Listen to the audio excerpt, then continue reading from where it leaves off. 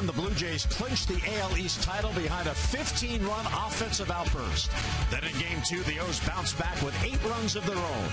The final game of the season series is up next on MASN.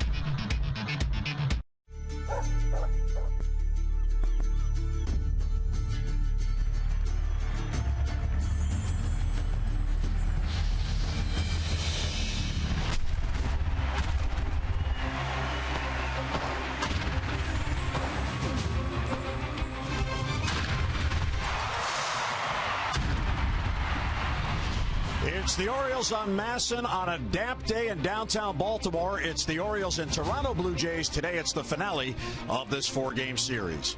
And hi, everyone. I'm Jim Hunter. The Orioles have 4 games remaining in this 2015 season, and then it's on to next year as the roster will be reshaped. There's no question it'll have a different look with all the pending free agents, and the number one area of focus will be the starting rotation. Last year when the Orioles won the division and went on to the ALCS, the staff was very reliable. This year it has not been the case. In fact, the Orioles starting rotation has underachieved. You look at the numbers, 49 wins, 21st in Major League Baseball, 62 losses is the 10th most. The ERA is way up there, 25 out of 30 teams, 13th at hits allowed, and they've allowed the 3rd most home runs in all of Major League Baseball. And you look back to last year, 68 and 45 with the 3rd best ERA in all of Major League Baseball. So, Mike Bordick, that's what it's all about. If your starting rotation gives you a chance, you can win a lot of games. This year, the staff has been inconsistent, and as a result, the Orioles on the verge of a losing season. Yeah, it all hinges on starting pitching. Last year, the starting pitching really led them to the promised land, walking away with the American League East.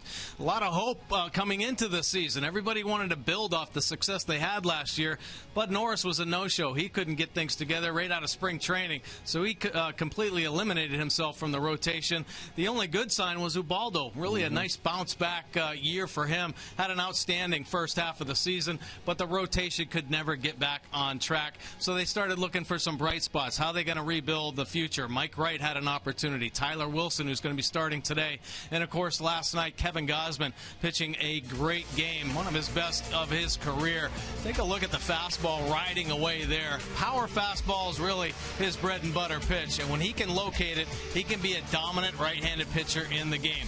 His off-speed pitches have really played big for him. The split-finger fastball was huge to keep the Blue Jays hitters off balance. But the fact that he's throwing that breaking ball more often, I think early in counts, has really helped him. So nice sign of the potential future for Kevin Gausman. We've been waiting for this to emerge for a while now for Gausman. And he could potentially be a solidifier for the rotation next season. And Tyler Wilson on the mound today, Mike, as you mentioned. And for him, this is a final audition, if you will, going into the offseason planning, which begins on Monday. Oh, absolutely. They're going to look at Tyler Wilson again. Another arm that could step up and really help this rotation be well-rounded.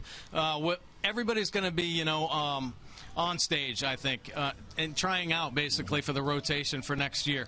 Too many disappointments this year, and they have to rebuild. Of course, they're going to have Ubaldo back next year, but I think they're going to rely on some of the young arms to fill in the spots in the rotation. So today it's the finale of the 4-game series as the Orioles and the Blue Jays race against the rain. We're coming back to Camden Yards. Lineups at first pitch are next.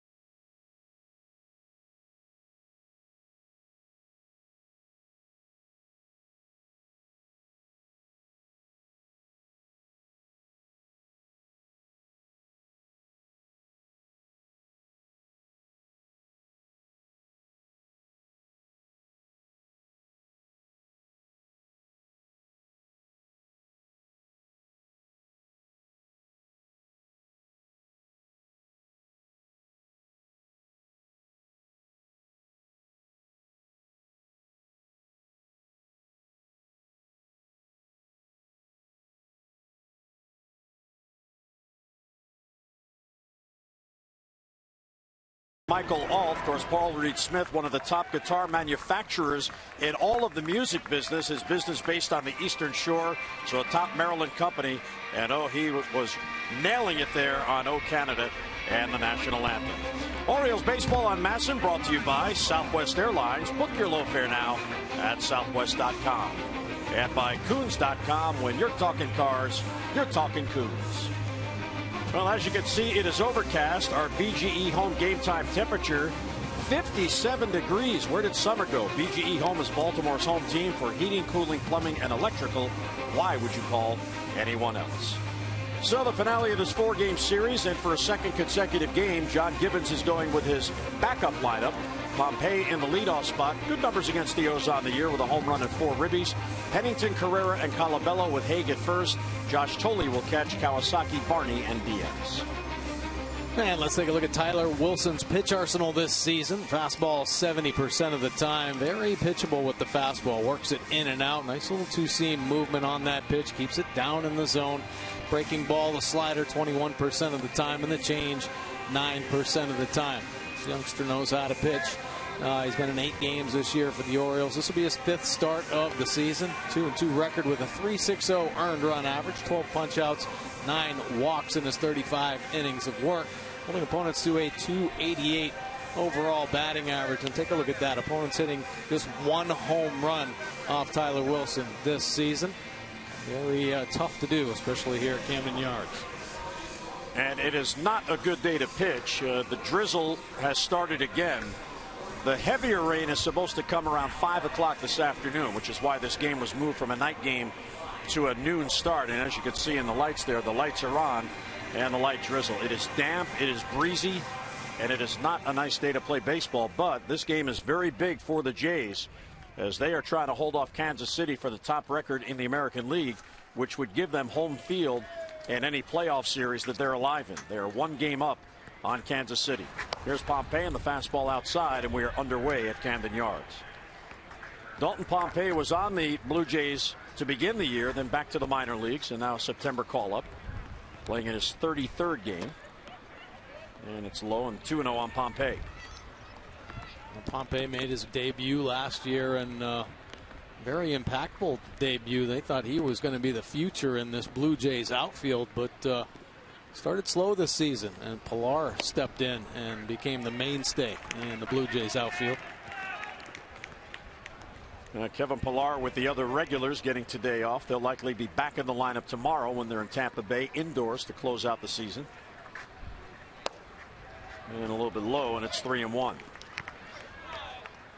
Now, Tyler Wilson coming off a real good start last week in Washington. In fact, it was a week ago last Thursday, Mike. 6 strong innings. He allowed just 2 runs on 6 hits. Yeah, he's looked really good. Made 4 starts, 3 of them quality starts. Tyler Wilson has a great makeup on the mound. Solid composure out there, and of course pitches well enough. Nothing truly overpowering in Wilson's arsenal, but he does know how to pitch. There's his line in his last start: 6 innings, scattering 6 hits, couple earned runs, 2 walks, and 4 punch-outs. So he is a pitcher, as you say, not overpowering stuff. He needs to live on the corners. Absolutely. Got to work the edges. He's got to keep the hitters off balance, so mixing up the speeds, much like Kevin Gausman did last night. You know, Gausman has that power fastball. He was utilizing his breaking ball and his changeup to keep the Blue Jays off balance. Tyler Wilson has to follow suit there. Cliff Pennington, who is playing in left field today. Shortstop by trade, but trying to mold himself into a utility player. Of course, he's a switch hitter, which also helps. A former first-round pick for the Oakland A's, and a very good shortstop when he came up through Oakland, but offensively really couldn't produce enough. And even when he went over to the Diamondbacks, they started moving him around second base, shortstop, becoming that utility type player. Wilson ahead 0-2. Pompey runs. The throw to second by Joseph. The tag, he is out. What a tag by Joseph. The quickest hands on the team, and we know that because he told us so. Right. Great throw there by Caleb Joseph. Take a look at Pompey. Great speed, but maybe the slow track isn't that slow start. Take a look at Caleb Joseph coming out of the chute. Great transfer into the throwing hand, and Jonathan Scope on the end. Look at the positioning, straddling the base, hits that short pick and puts the tag down. Nice play there by Joseph and Scope. And John Gibbons looked it over. He will not challenge, so Scope applies the tag, and that erases the leadoff walk. Outstanding throw by Caleb Joseph. So 1-2 now on Pennington. And just off the plate. Rob Drake, at least for the first two batters, not overly generous with these strike calls. That looked like a pretty good pitch. Yeah, real tight here in the early going. Even Pompey pounding the bottom of the strike zone, not getting a call. And that one down and in. Check swing. He did check. There's DJ Rayburn at third base today. The Blue Jays really have a lot of balance on this team. They are third in team batting in the American League at 268, so they are far more than just sluggers. From 0-2 to 3-2, and there's a walk. So back-to-back walks. I thought Stealing erased the first. So Wilson got ahead, couldn't put him away. Take a look at the Orioles defense behind Wilson. Parra, Reimhold, and Flaherty in the Orioles outfield. Hardy and Scope up the middle. Machado and Pearson in the corners, and Caleb Joseph behind the plate. Now these two back-to-back walks. This is what the Blue Jays do. They have a very high on-base percentage. They're not afraid to look at some pitches and take some walks, and then of course the boppers there to drive them in. Here is Ezekiel Carrera, who is playing in right field. And there's a strike on the corner.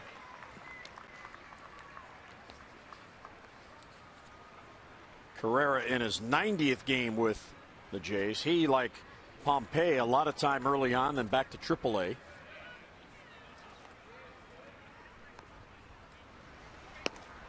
And the changeup is outside. Yeah, it's a pretty good combination when you have a 268 team batting average, which is third, and your on-base percentage is first in the American League. There's a strike in the inside corner. So Wilson is doing as Mike suggested he might. He's living on the corners. A nice breaking ball right there. You know, he has command of all of his pitches. He doesn't use the changeup quite as often. Very comfortable with his fastball slider mix, but he has good command. Unfortunate a couple early walks, but you see him just working the edges there. Nice little two-seamer catching the outside corner. So the first strikeout for the second out.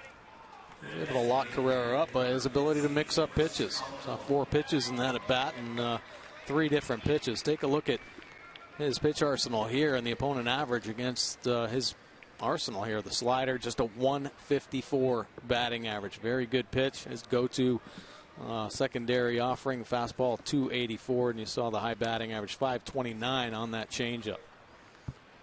Here's Chris Colabello, one of the regulars who's in the lineup again. He is DHing, and he'll take it low. Colabello, he's one of the guys on a team that wins a division title that you didn't count on his production. And when you look back over the year, you say, wow, without that, where might we be? Because he contributed. I mean, obviously they have their stars, and they have 3 of them, and they're all very good in Donaldson, Bautista, and Encarnacion. But you get 14 home runs and 53 RBIs out of a guy who was supposed to be a part-time player. That is big-time production that you add to your attack. Well, it sure is. And, you know, I think the book on Colabello is, yeah, he can hit. He's always hit. It's just a matter, can he stay consistent through a full season, and can you find a position for him? Well, he's hit so much. That's down the right field line towards the corner. That is a fair ball. Flaherty will play the hop. Being held at third is Pennington, and heading to second base with a double is Colabello. So there's the Blue Jays approach. He goes with the pitch, noticing Wilson working the corners. And Colabello's 19th double puts runners at second and third with 2 down. Not really over swinging here on the slider, staying on it. Look at that concentration. Maybe lost the front side a little bit, but kept the head in a great position, able to square it up. One hop, that right field wall. It's played by Flaherty to get it back in. So to third goes Pennington, Colabello at second. 3 base runners, 1 erased on the caught stealing, and here is Matt Haig. And Wilson in a jam here in the first. Misses inside with a fastball. Tyler has made 2 starts since coming back from AAA when the Tide season ended. The no decision at Washington, and then his prior start, he did not pitch well in Tampa Bay. allowing 6 runs in 4 1/3 innings. 1-1 on Matt Hague. Matt Hague, he better be careful. Very dangerous hitter. Most valuable player in the International League. Yeah, you win an MVP in any league, you had a good year. Yeah, he can hit. And he's had some experience, too. He's been around for a while. He understands what pitchers are trying to do to him. Here, a great opportunity for the Blue Jays to make a mark. Tyler Wilson execute his pitches. Got to get out of this first inning. Now misses low, 2-1. Wilson with the Orioles has averaged about 12.5 base runners per 9 innings, so that's pretty much in line with what most starters will do.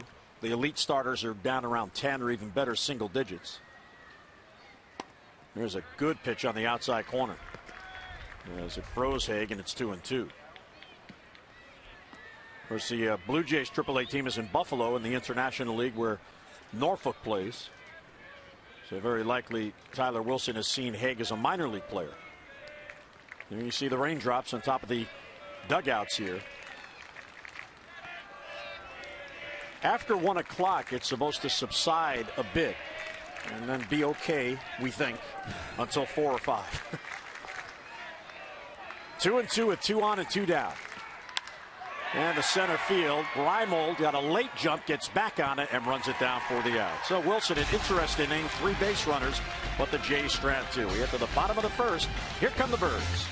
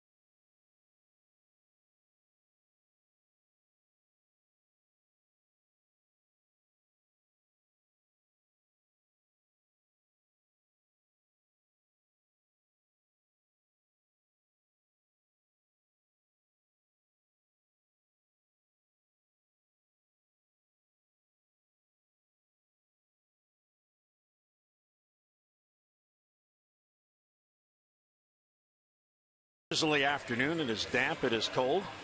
And the Orioles come to bat in the bottom of the first. Here's a look at the O's lineup. Brought to you by Southwest. Book your low fare now at southwest.com. Reimold, Parra, and Machado with Davis DHing in the cleanup spot last night. His 7th multi-home run game of the year. And he leads the major leagues in home runs with his 45. Scope, Pierce, and Hardy with Flaherty in right field. Caleb Joseph catching him batting in. And let's take a look at Drew Hutchison's pitch arsenal this season. The fastball 66% of the time. Sneaky quick and rides it to the top of the zone for a lot of swing and misses. 89 and 94 with that heater. The breaking ball is a slider, and then the change 11% of the time. 27 starts. He has had a complete game and a 13-4 record with a 5.33 earned run average. Helped out a lot of run support from this Blue Jays offense. Opponents hitting .292 overall. Has given up 20 long balls. Reimold to right field, chasing Carrera back. He'll circle under it. And he's got it for the out. So 1 pitch, 1 down in the Oriole first. We'll take a look at the Blue Jays defense this afternoon. Pennington, Pompey, and Carrera in the Blue Jays outfield. Diaz and Barney up the middle. Kawasaki and Hague on the corners, and Tolley doing the catching. Here's Gerardo Parra, who's in the number 2 spot today. Gerardo's having a tough time with any consistency. He got off to a real good start after he was acquired from Milwaukee. Last week in Washington, in that series. He appeared to be bothered by a shoulder problem, did stay in the game, and he's played ever since. So whatever's ailing him, if anything, it can't be too bad because Buck keeps putting him in there, and that's line to center field for a base hit. So Parra is on with a 1-out single. It gets by Pompey on that wet grass, but no advancement by Parra. So 1-out single. Our Jeep inside the numbers. I think Mr. Hutchison loves home cooking. Oh yeah, pitches much better at home. 11-2 with a 2.91, but on the road, wow, has he had some problems this year. 9.44 earned run average. That's the highest road earned run average over the last 100 years, and really it's kind of been a trend throughout his career. And over a 6 earned run average on the road as opposed to a 3.51 at his home park. Rain has intensified a little bit as Manny steps in. That ball's crushed deep left center field. Back it goes towards the bullpen, and that ball is gone. And the Orioles grab a quick 2-0 lead in the first. Machado has homered in back-to-back games. And he continues to show that great young power that he's had all season long. Machado pounding out his 32nd home run of the year. 2-run shot with the Orioles on the board first. So Machado's 32nd gets the O's an early lead. And it'll get Chris Davis to the plate. Davis first ball swinging the right field. That's going to get in there for a base hit. And it gets by Carrera to the wall. Davis is digging for 2. And the throw is cut off by Darwin Barney. So 3 consecutive hits, a single home run, now a double. And the Orioles are getting to Hutchison in the first. Big man can run, but let's take a look at Manny Machado's 32nd home run. He is the master of the high strike. And here Hutchison trying to ride that high fastball up there. Machado staying on top, pulling the hands in. Look at that right elbow. Almost catches himself on the right hip. So he gets the hands in tight, keeps the bat head up, and there it goes into the Orioles bullpen. Here is Jonathan Scope. And that hit him. That rode in on his hands, his right hand, and Scope will head to first base. And on this damp day, that hurts. Brian Ebel's going to come out and check him out. Well, that is not good. Obviously, this cold weather, it's going to sting a little bit. Scope opening up and the fastball riding up and in, and yeah, right on the top hand. So Hutchison hits his 11th batter on the year. Trying to check his swing, and the ball met the hand. Jonathan Scope having himself a great offensive year, leading all major league second basemen in this .482 slugging percentage. A couple doubles in yesterday's second game. 17 doubles, 15 home runs on the year. John Gibbons saying, what are we doing here? Looking out to Joe West, the crew chief.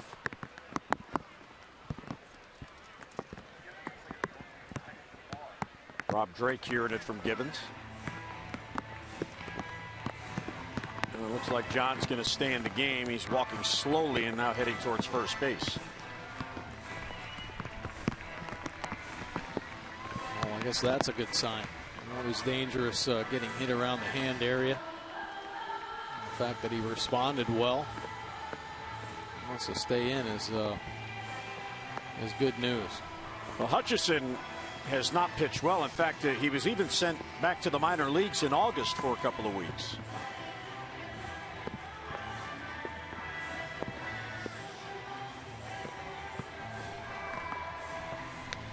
So maybe Gibbons thinking that the moisture is affecting Hutchison in his command.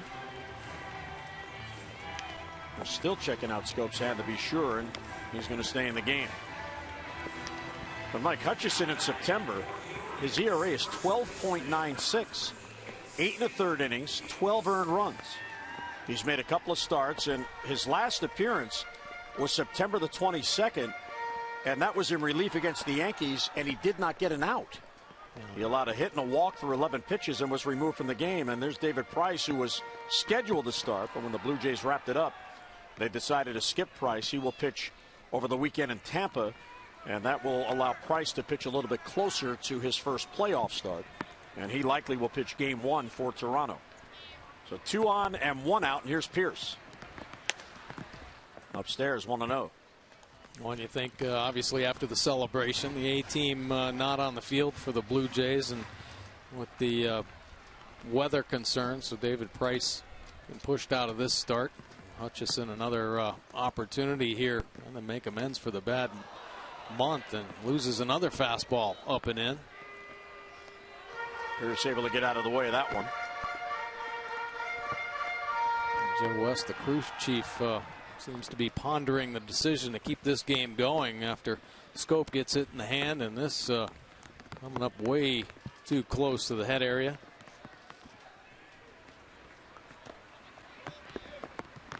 Well, 2-0 the count on Pierce. You see Pierce now even squinting through the rain.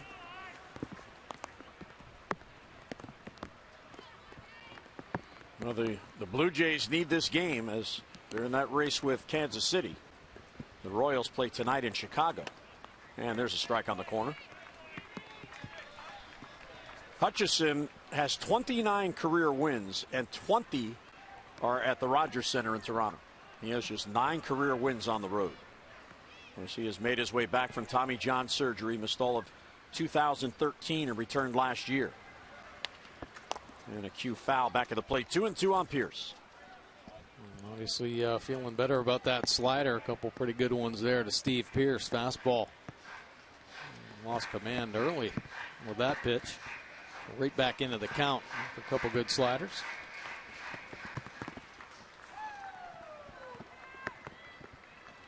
Pierce trying to get Davis in from second base. Scope on at first, just 1 out. And in the dirt, nice block by Josh Thole. So 3-2 on Pierce. Buck Showalter yesterday at his press conference before the game, talking about how there's no doubt about it, going into next year, the Orioles at the plate have to make better contact. And you make better contact in part by how you look over pitches. And if you're making better contact and looking over pitches, usually the walks go up as well. 3-2 is ripped. That's a base hit down the line past the dive of Kawasaki. Heading around to score is Davis. Scope will be held at third. And on at second with an RBI double is Steve Pierce. So 5 consecutive hitters has reached. And it's 3-0 O's here in the first inning. Nice at bat there by Steve Pierce, staying tall on the inside pitch, and another Oriole pulling the hands in tight. Your head moves or your body leaks forward, no chance of getting to that fastball. Pierce with another beautiful swing. Been much better here the last couple months of the season. 12th double. Took a home run in yesterday's doubleheader. So a visit to the mound. Pete Walker, the pitching coach. John Gibbons now talking with Rob Drake. And you can understand Joe West and his desire to get this game in. The only problem with that is, as you look at the skin of the infield dirt, it's beginning to glisten. And the longer that play continues, if the rain intensifies, it will be more difficult for the grounds crew to keep the infield safe as time goes on. Well, I think they pre-diamond dried the infield before this rain kind of picked up. And I know they have a bunch of bags ready to go. Well, here's J.J. Hardy, still only 1 down. And there's a called strike on the corner. Yeah, just before the national anthems were performed, about 15 members of the ground crew came running down the warning track in front of the Orioles dugout with those bags of the diamond dust to have it behind home plate, so it's close. And I'm sure between each inning, they're going to be on the field trying to keep this field as dry as possible. And there's the grounds crew hovering. They are going to earn their money today, and already a call to the bullpen by Pete Walker. Of course, they have 12 men out there, so there's a lot of arms in that bullpen. 1-1 on Hardy, second and third. 3 runs in, still only 1 down. And it's low. Hutchison, not very good command right now. Keeps rubbing that right hand. Could be obviously the wet ball. The rain coming down. Well, you look at his season, and he is the good luck pitcher as Jeff Francis, the left-hander, gets up. He is the best supported pitcher run support wise on the Blue Jays team. They are averaging 8 runs per game when he is on the mound. That would be the highest in all of Major League Baseball, but he's 11 innings shy of qualifying for the league leaders. Way outside to Hardy, and it's 3-1. JJ 2 for his last 14 over his last 4 games. And he has 7 hits over his last 9 games. Yep, those fans love baseball. They're braving it. Bundled up, umbrella. And a sparse crowd because this was to be a night game. 3-1 on Hardy.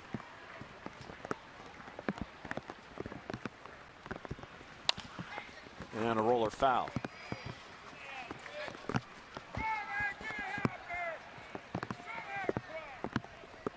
Now you may be hearing sounds like popcorn popping.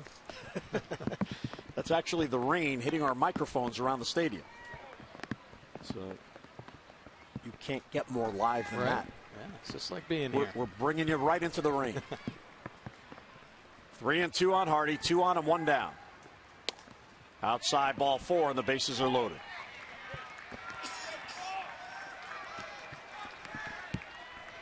So Hutchison is really scuffling here. He retired Nolan Reimold, the first batter, on the first pitch he threw, and has not recorded an out since. 4 hits, a hits batter, and a walk. And the Orioles having a little carryover from the last couple innings of yesterday's final game of the doubleheader. The Orioles offense really exploded. Here's Ryan Flaherty.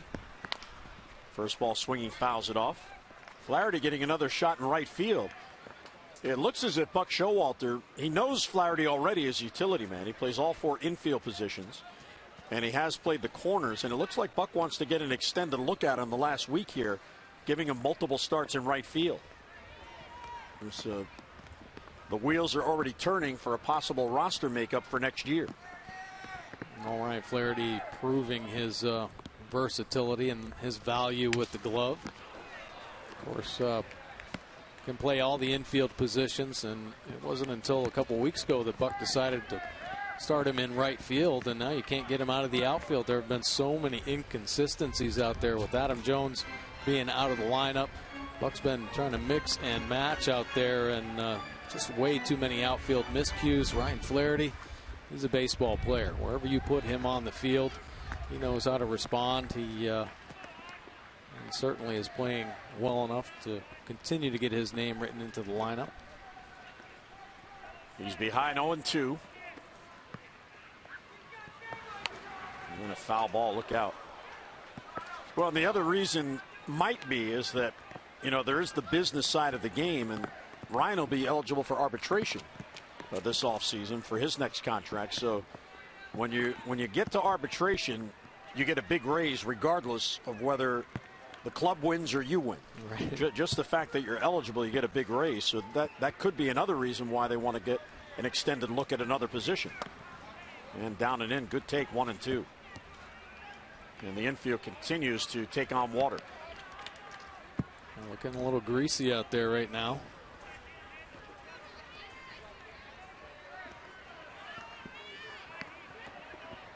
Fielders just these are the type of games you hope it's a pop fly out, not a ground ball out, because it's going to come up soaking wet, probably with some mud on it. Well, Flaherty swings through a changeup. First strikeout for Hutchison. There's 2 outs in the inning now, and the Orioles are about to bat around. Comes up with a pretty good pitch here. Nice change at the bottom of the zone to get Flaherty. See that diving action, a little fade down and away. Second out. And a big jam here with the bases loaded. Well, the good news with the rain, it looks like it is lightening up a bit. Certainly not as hard as it was when the bottom of the first began. But they're going to have to do some manicuring on that infield after this inning ends. Here's Caleb, number 9 batter, and he'll take outside. Well, aside from the fact that maybe Hutchison's hand's getting wet, it seems like the mound is holding up pretty well.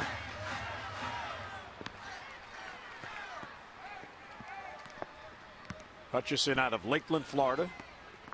Same hometown as Steve Pearce of the Orioles. And a swing and a miss, 1-1. Caleb in his last 4 games is 0 for 13 without a ribby. Playing in his 99th game on the year. 3 runs in, bases loaded, 2 down in the bottom of the first. And a little bit low. And you see at the third base line as Scope takes his lead. It's all up to him.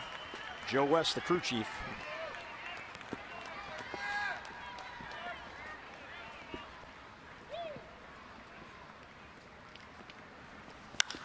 High fly ball to center field, playable for Pompey. Now coming in from right is Carrera, and Carrera calls him off and makes the catch, and the inning ends. But the Orioles bat around, they score 3, 2 coming on 1 swing by Manny Machado. His 32nd home run of the year put the O's on top.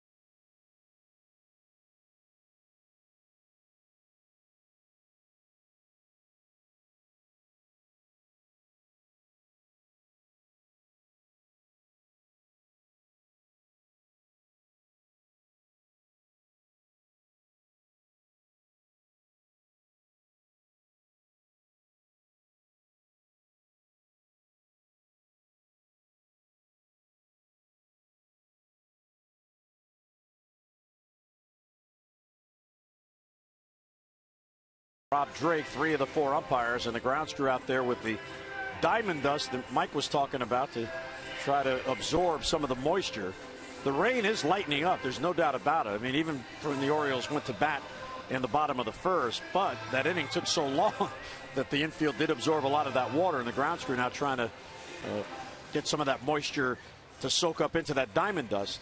Joe West told the Orioles not to take the field defensively to allow the grounds crew to get their work done. And they are running the bags in. They'll suck up that moisture in a hurry. Hopefully. You know, you don't want to risk injury, certainly, and that's probably another reason why John Gibbons did not play most of his regulars here. Of course, I'm sure they were celebrating deep into the night. Yeah. Buck Showalter made a comment at his pregame press briefing today, and you know Buck is always the last one to leave. He said the Blue Jays team buses were still here when he left last night. Why not, right?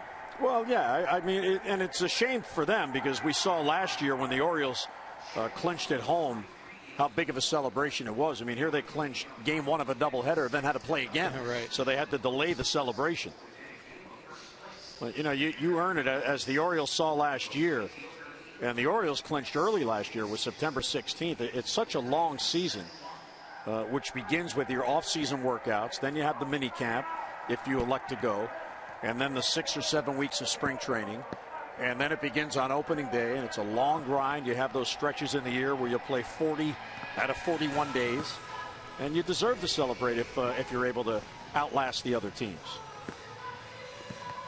Oh, absolutely. And the Blue Jays, and we talked about this a number of times, the moves that they made over the offseason, picking up Donaldson. Of course, Russell Martin, their catcher. Before the trade deadline, the major moves, bringing over David Price and Troy Tulowitzki and adding Pennington and to shore up their defense, get some more insurance policies there. Barney as well. I mean, it's an organizational win. That's the way the Orioles felt about it last year. Because there's always moves that happen. There are injuries. You hope that your organization is ready with the depth to fill in. And the Blue Jays had enough. And then they added pieces to make it even more convincing as they walked away with the East here in the second half of the season. Going on a very impressive run.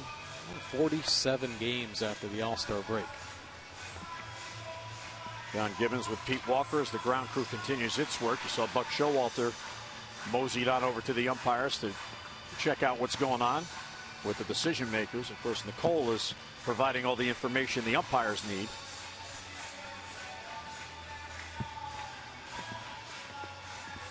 And again, the rain is lessening at the moment. Well, we encourage you to register now for the Longevity Foundation's Breathe Deep Baltimore. It's a 5K walk, which will raise funds and awareness for lung cancer, all in memory of our friend, the Orioles' late public relations director, Monica Pence Barlow. It will be held this Saturday at Oriole Park. The proceeds benefit the nonprofit's efforts to provide research grants as well as community support for those suffering with lung cancer. To register or for more information, visit Orioles.com/longevity. Now, Monica's husband, Ben Barlow, is very active in the longevity effort, and he told us about the event and why this particular event is very important to him and to the cause. But you just can't say enough about the Orioles organization and Mr. and Mrs. Angelos and the Angelos family and how they've gotten involved, and not just with longevity, with other charities. But we want everybody that can be involved to be involved, and being able to attach that to the ballpark and to the warehouse and to the organization and to the team, well, that's just a huge benefit. And as you see, the grounds crew now bringing the tarp out. Of course, the 5K walk scheduled for this Saturday morning. Hopefully the weather will cooperate. The weather for the weekend is worse than we're getting today, at least as far as the forecast goes. So here comes the tarp on the field after waiting it out to get through the first inning.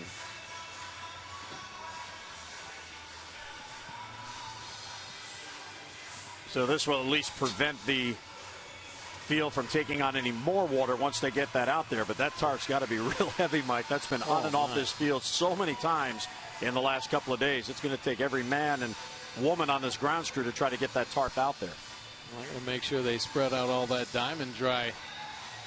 Well, they get that tarp on top of there. So, or maybe they're not going to put the tarp on the field. Maybe they just wanted the mound and home plate covered while they continue to manicure. So we'll see. You can see the grounds crew continuing to put the diamond dust on the field.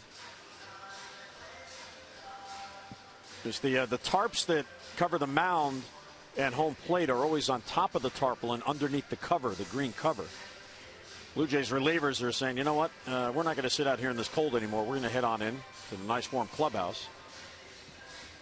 They must feel that a rain delay is inevitable, and the Orioles are going to brave it out. Unless the Blue Jays bullpen heard something differently.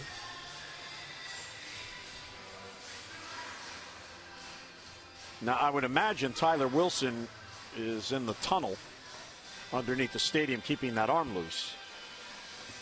He has a 3-0 lead. He doesn't want to come out of this game.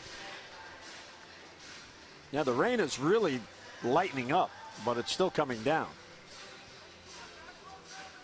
So it looks like they're simply going to manicure the field and the cover of the tarp taken off to get the mound and the home plate coverage. So Kevin Gausman talking there with Mike Griffin, the Norfolk Tides pitching coach who has joined the Orioles for the last couple of weeks of the season. What a job he does at AAA. Oh, he sure does. I mean, he's made an impact on so many of the young arms that have come up through.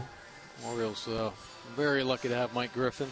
A lot of the coaching in the Orioles minor leagues. Obviously, Ron Johnson became the winning manager, the winningest manager in Norfolk Tides history. You know, the AAA staff may have the hardest job in all of player development because they know everybody on that team wants to be here in Baltimore, not in Norfolk. Yeah. And they all feel that they're deserving. So it's up to them to be honest, hey, you need to do this. Mike Griffin, hey, you're not going to this won't play up there. You got to do this. You got to work on the changeup.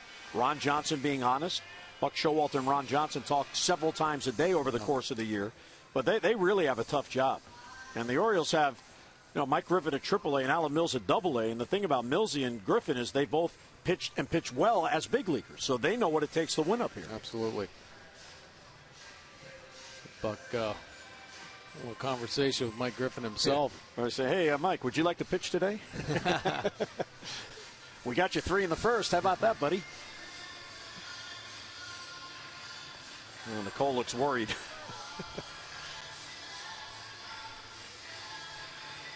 Mike Griffin with Kevin Gausman, and of course Kevin spent some time at AAA this year. There's Christian Walker with Ryan Flaherty.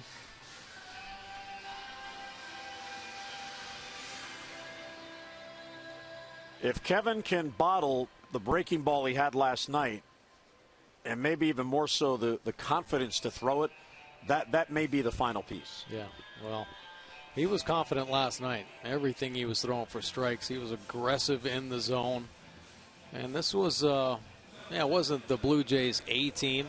They're still big league hitters, and they had the green light going. So they were up there hacking. So any mistakes were going to get hit. Gausman was living on the perimeter with his fastball, his changeup, and that breaking ball.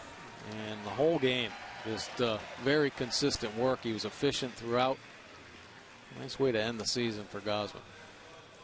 Well, the reason we're here and the reason we're playing at noon instead of 7 is the impact of this game for the Blue Jays and the hunt for the home field advantage. Our Major League Notebook in the hunt. How about the Yankees? They'll be here tomorrow night, and there's a lot of rain forecasted not only for tomorrow but for Saturday and for Sunday. The Yankees not only haven't clinched a playoff berth yet, they're trying to hold off the teams charging at them from behind. Yeah, they sure are. Take a look at 2.5 games for the top American League wild card spot. 99.5% chance of them making it. All they really need is one more win. But they're playing the Red Sox, who are one of the hottest teams in baseball. 3 losses in a row the Yankees do at the hands of the Red Sox. So it seems like the Yankees could possibly back in to the postseason, believe it or not. Yeah, I was watching the Astros game last night when I got home, and the Mariners kept taking the lead on them, but the Astros, they're always one swing away. And the Astros took a 3-2 lead, and the Mariners scored 4 runs to go up 6-3.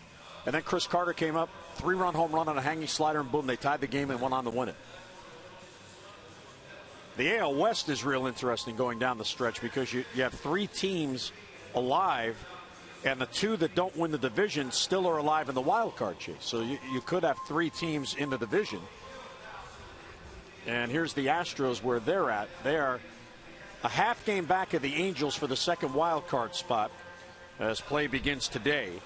Now, they're off today, the Astros. They may have the toughest road here because they finish in Arizona in interleague, so they lose their DH, and that's very important to them. 68.9% to reach. If they sweep the Diamondbacks, they are assured of at least a wild card spot. Now, while they're in Arizona, the Angels are in Texas tonight, in Arlington, Texas, to begin a 4-game series. Yeah, so interesting. So exciting. I love this last week of baseball.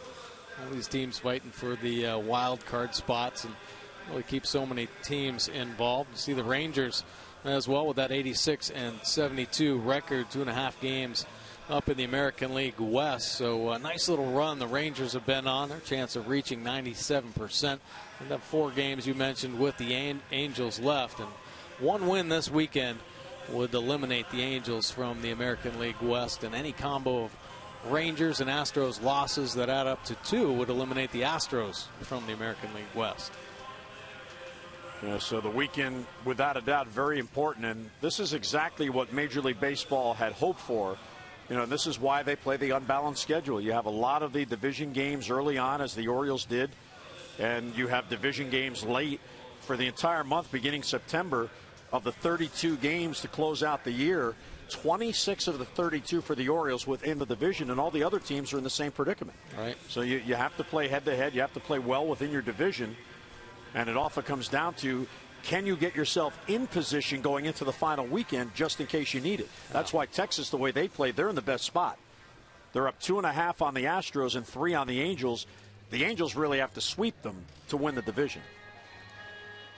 So as the ground crew continues to work on the field, the good news is the rain is really lessening, so we're going to take a break as Nicole and her grounds crew works very hard to get this field playable. 3-0 O's rain delay heading to the second.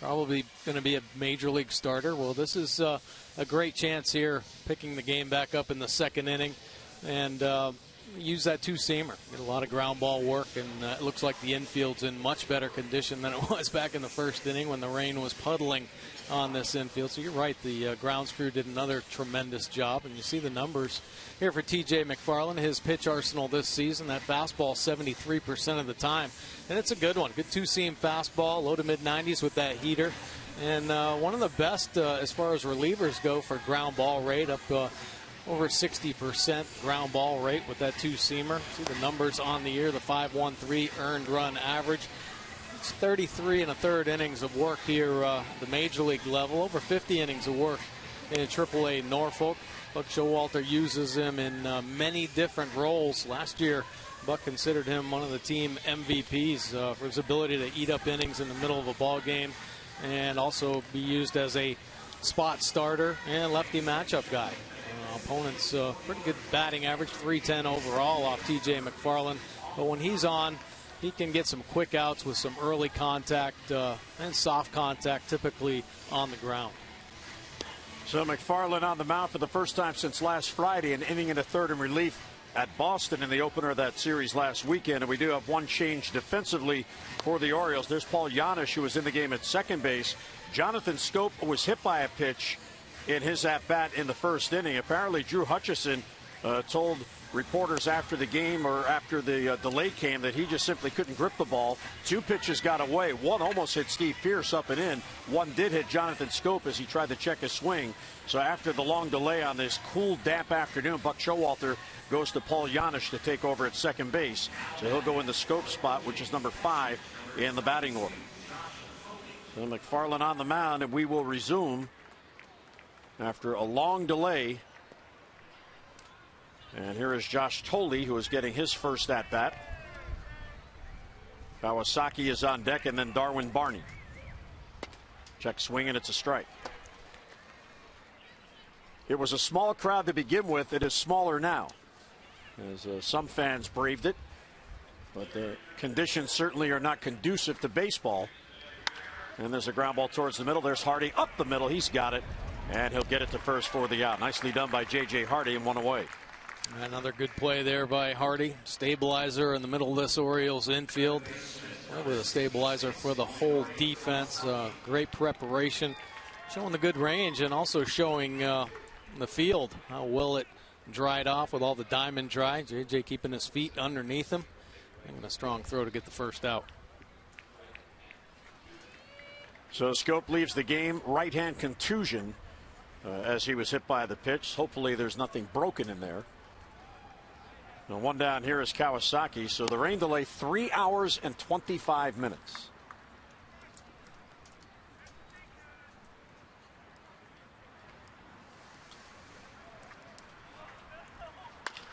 And a bouncer towards the hole. Kawasaki has speed. Harley, the strong throw across, and off the bag is Steve Pearce. So safe at first is Kawasaki on an infield hit. And that's his kind of game, Mike. Just slap it around and use your legs. Absolutely. That's what Kawasaki is all about. Left-handed hitter, pretty quick out of the box. Once he puts that ball on the ground, he is gone. So at the advantage there. Hardy, a nice play. Strong throw, but Kawasaki's speed wins that battle.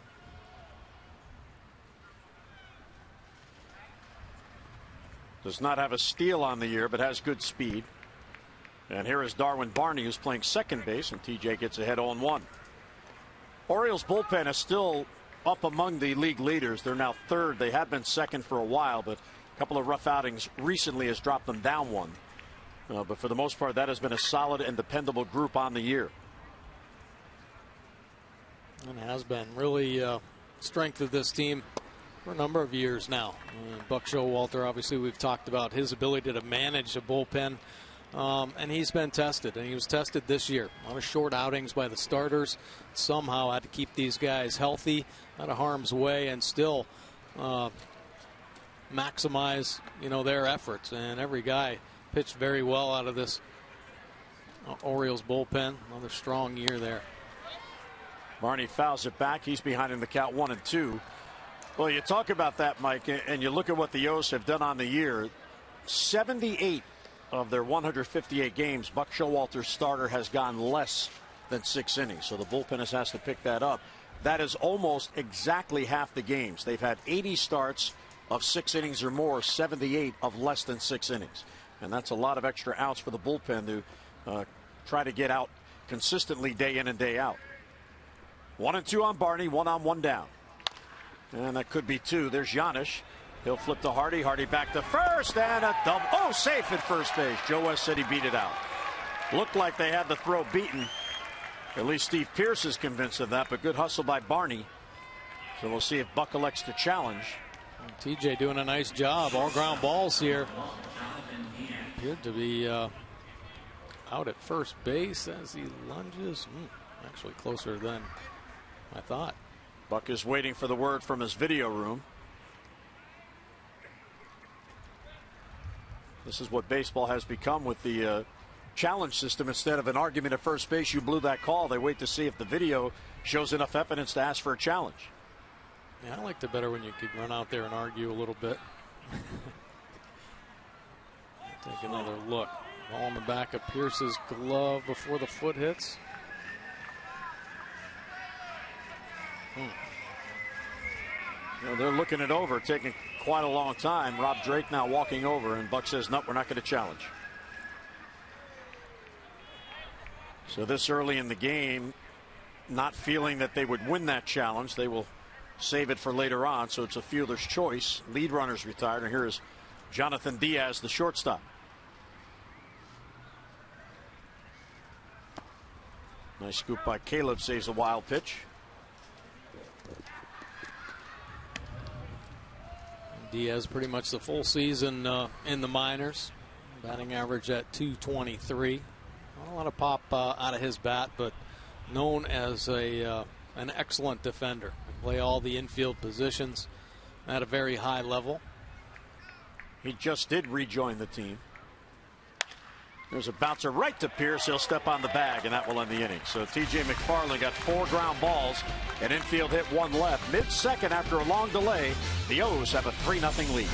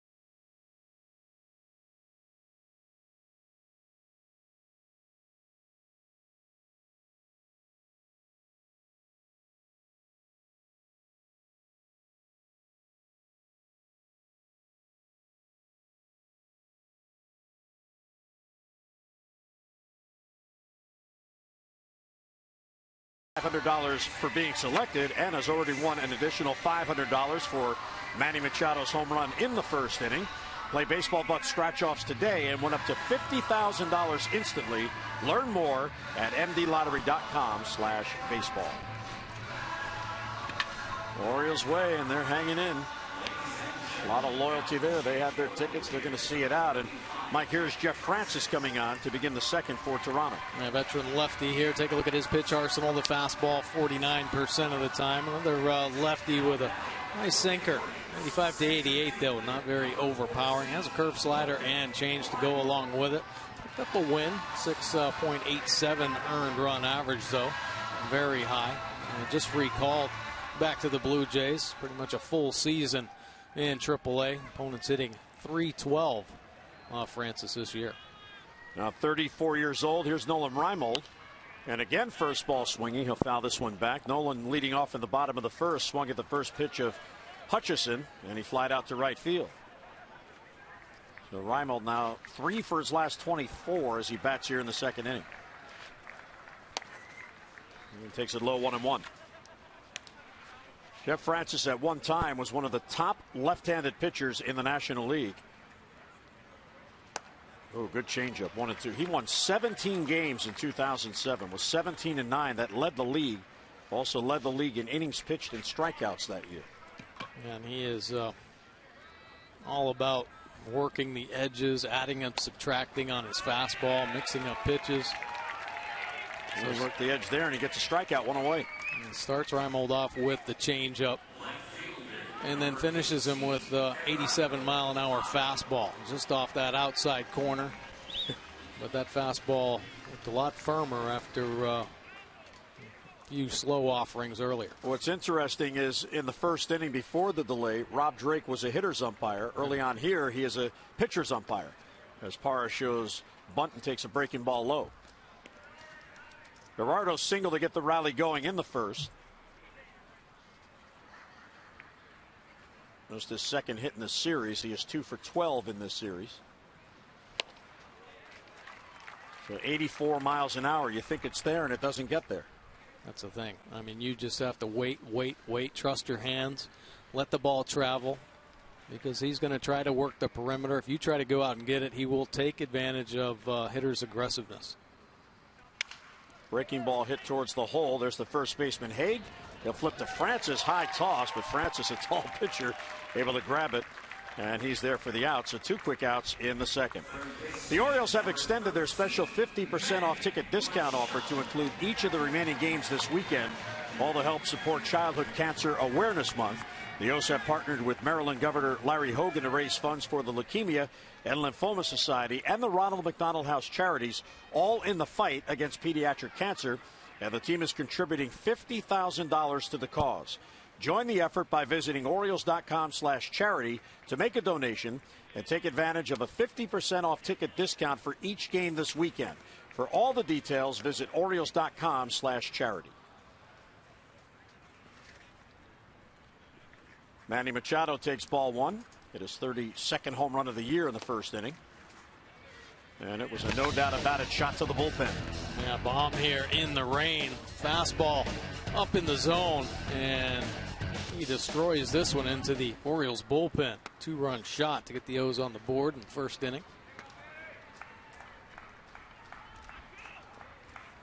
Manny just 4 for his last 22, but 2 of those hits are home runs.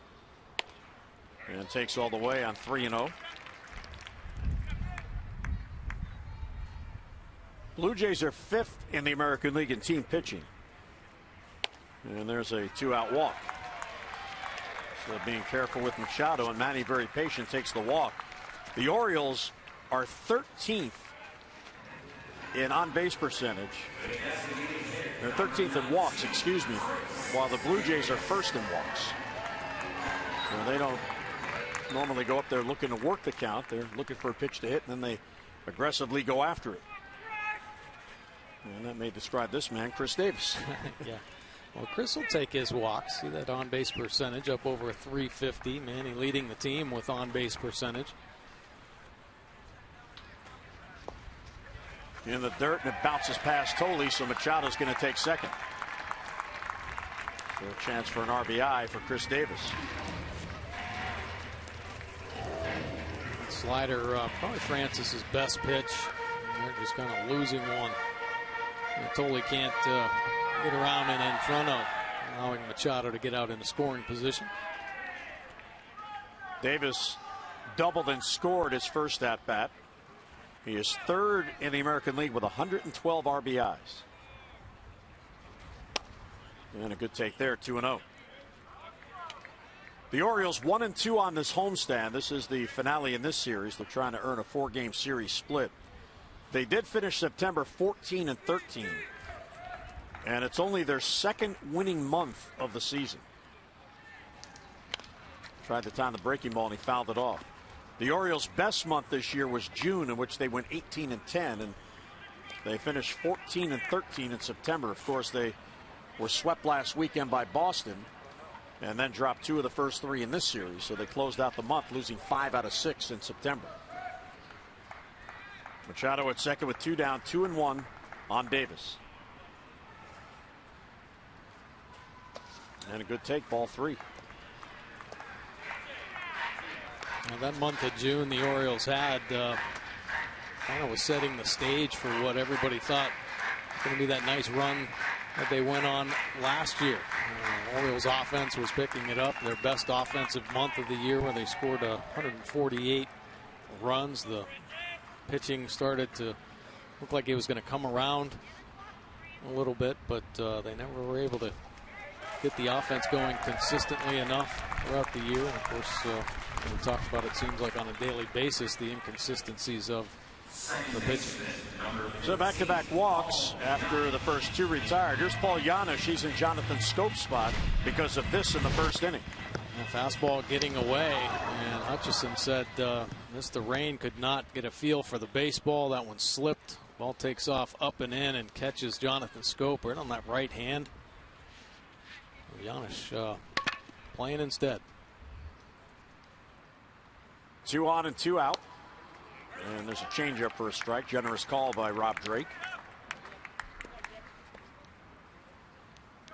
Well, Janisch, very good year in AAA. Always known as a great defender and really helped stabilize that infield and really helped stabilize the pitching. And that's going to fall for a base hit left field. Machado's going to be sent. Up with it is Pennington. The throw towards the plate. He is safe at the plate with a nice slide. So Janisch comes through with an RBI single, and it's 4-0 O's in the second. 2-out rally. Nice piece of hitting right there by Janisch, staying on it. If you get fooled and out in front, the key is try to keep that bat head through the zone as long as possible. And you see him go down. A nice contact there. Clean base hit, and Machado. A good speed around third. Nice tight line there as well. The Orioles the 4th run. Take a look at Manny's slide here. Just beating the throw. It's a hand on the plate. So here is Pierce with another RBI chance. He'll look at a breaking ball for a strike. Pierce had an RBI double. Real good at bat in his first at bat against Hutchison. He worked the count full and then ripped the ball past Kawasaki down the left field line for an RBI double. Pierce with his 15 home runs on the year.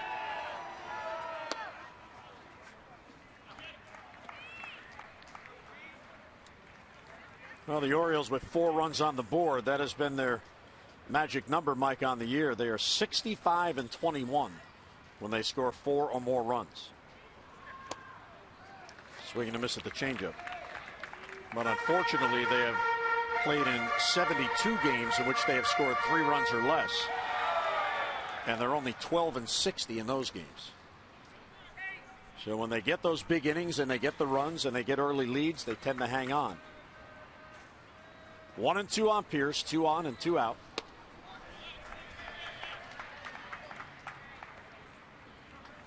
Good takes right there from Steve Pierce. Sometimes you can get a read on whether or not hitters will be exposed by softer throwing pitchers. Right now, every Orioles hitter staying back and tall and behind the baseball and let that travel. Times the breaking ball, pulls it foul.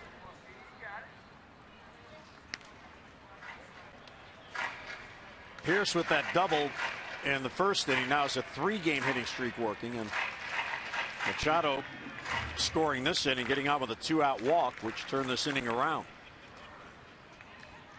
Now Pierce is 4 for his last 8 in those 3 games. And he went too far, couldn't time it, and the strikeout ends the inning. But the Orioles rally, couple of walks and a base hit by Janisch. We're through 2, and the Orioles with a 4-0 lead.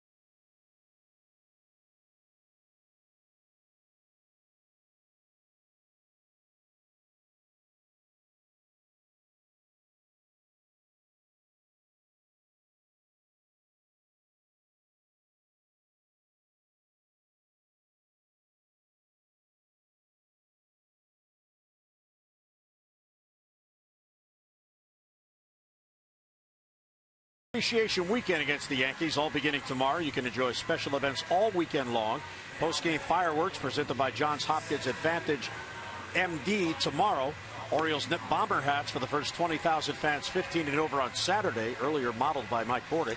And then the Steve Pearce Fans Choice bobbleheads presented by AT&T, first 25,000 fans 15 and over on Sunday. Get your tickets at Orioles.com or just call 888-848-BIRD. Well, TJ McFarland back to work. It is his game to win. Tyler Wilson started, went one scoreless inning, and then left after the rain delay. Here's Pompey for his second at bat, and he takes a strike. Pennington and Carrera will follow, top of the lineup for the Jays. Pompey walked in the first, but then was caught trying to steal, and that was big in that inning because Wilson then walked another batter and allowed a double. Sharply hit past Machado in the left field. And Pompey is on with a base hit. That is the second hit off McFarland. And a leadoff hitter for Toronto. Say, are you not receiving the massive mobile alerts? Well, just text the word Orioles to 29292 for in-game alerts and chances to win exclusive prizes, including meet and greets with your favorite players and autographed memorabilia. That's Orioles to 29292.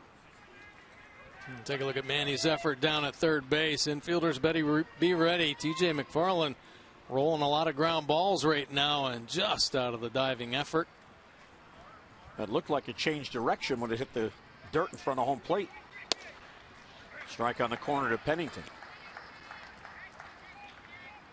Pennington playing in left field. He walked his first at bat. Veteran switch hitter.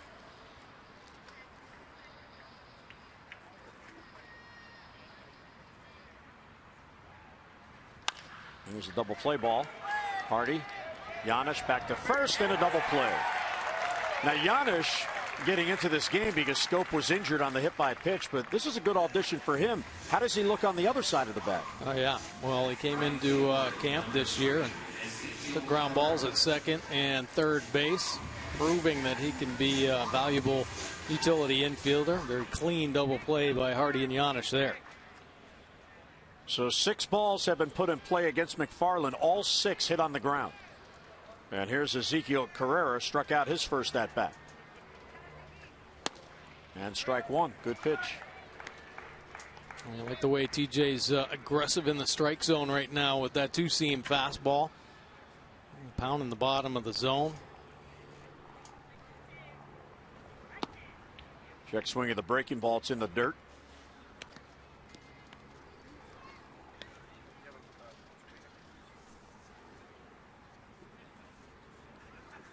TJ has worked a couple of scoreless appearances in his last 2.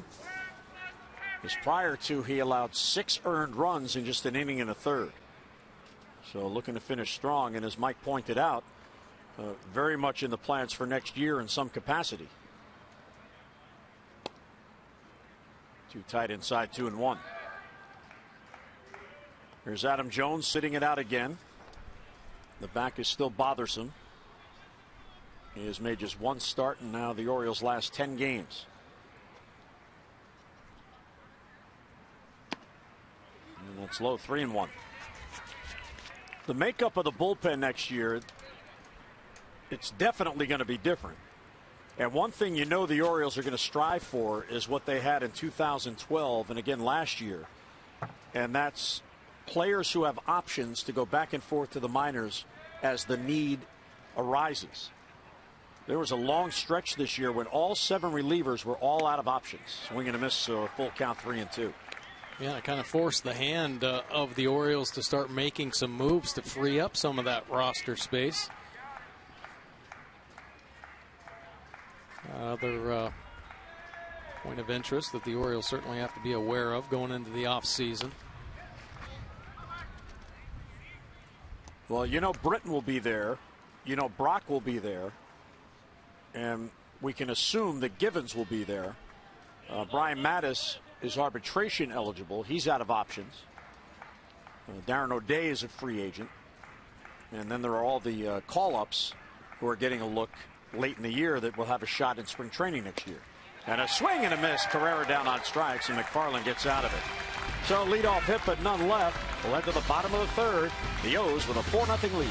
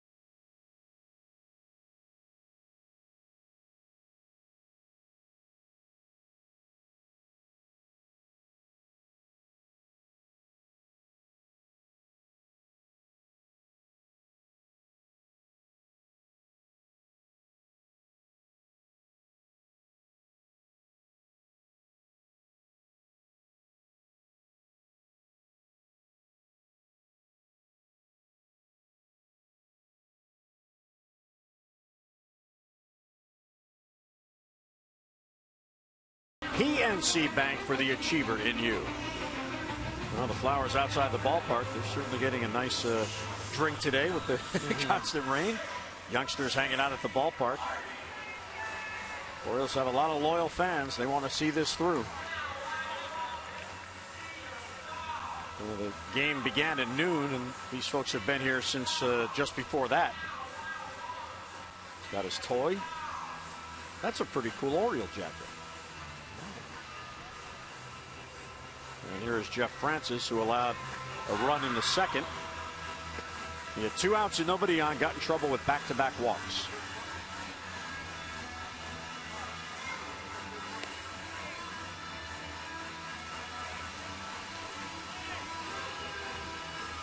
Slight delay, the grounds crew comes out between innings to add more of the drying agent. This time it was around home plate. There's John Gibbons. He just can't wait to get to Tampa because he knows the next 3 days it's indoors.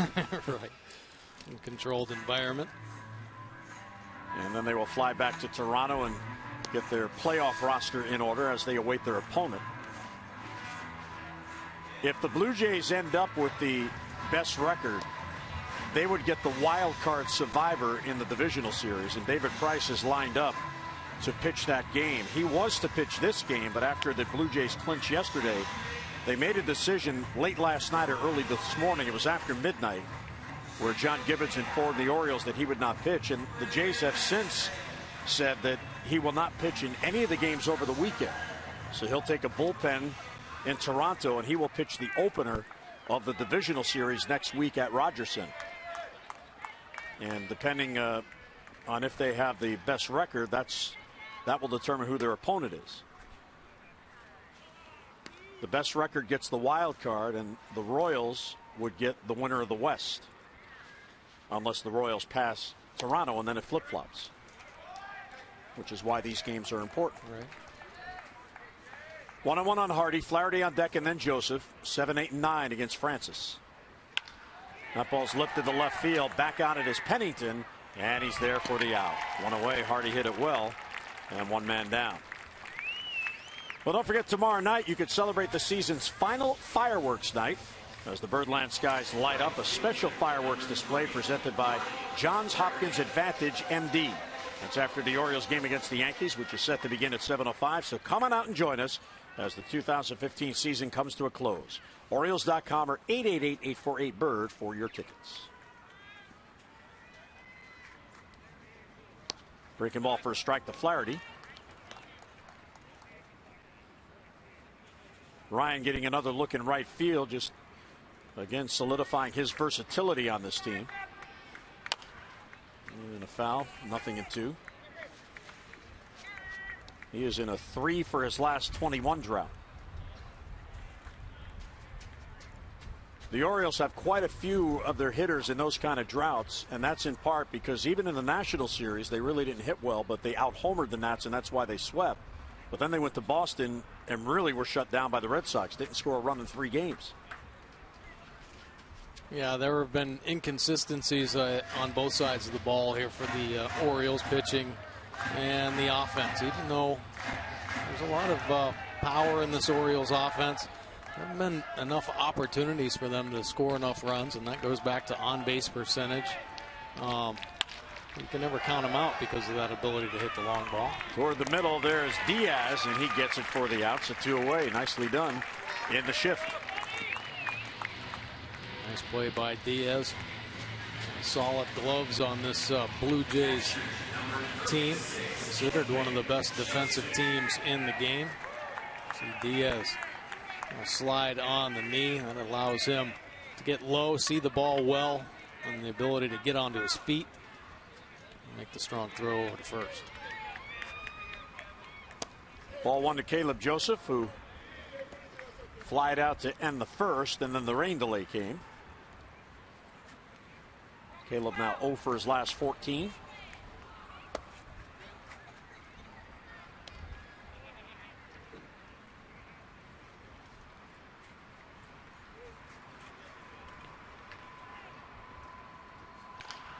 And a bouncer slowly hit. Kawasaki charges. And he gets it across. So bounce back inning for Jeff Francis. The O's go 3 up and 3 down. We're through 3 at Camden Yards. The O's have the lead.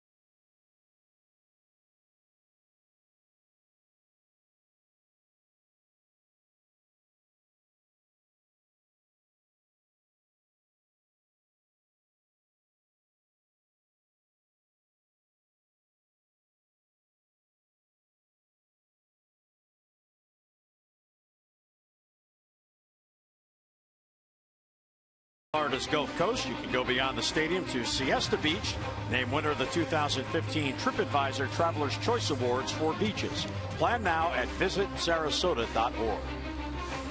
Full damp day. Adam Jones didn't start. Jonathan Scope did. You see his hand is wrapped where he was hit by the pitch. They're calling it a right hand contusion as he was hit by the pitch.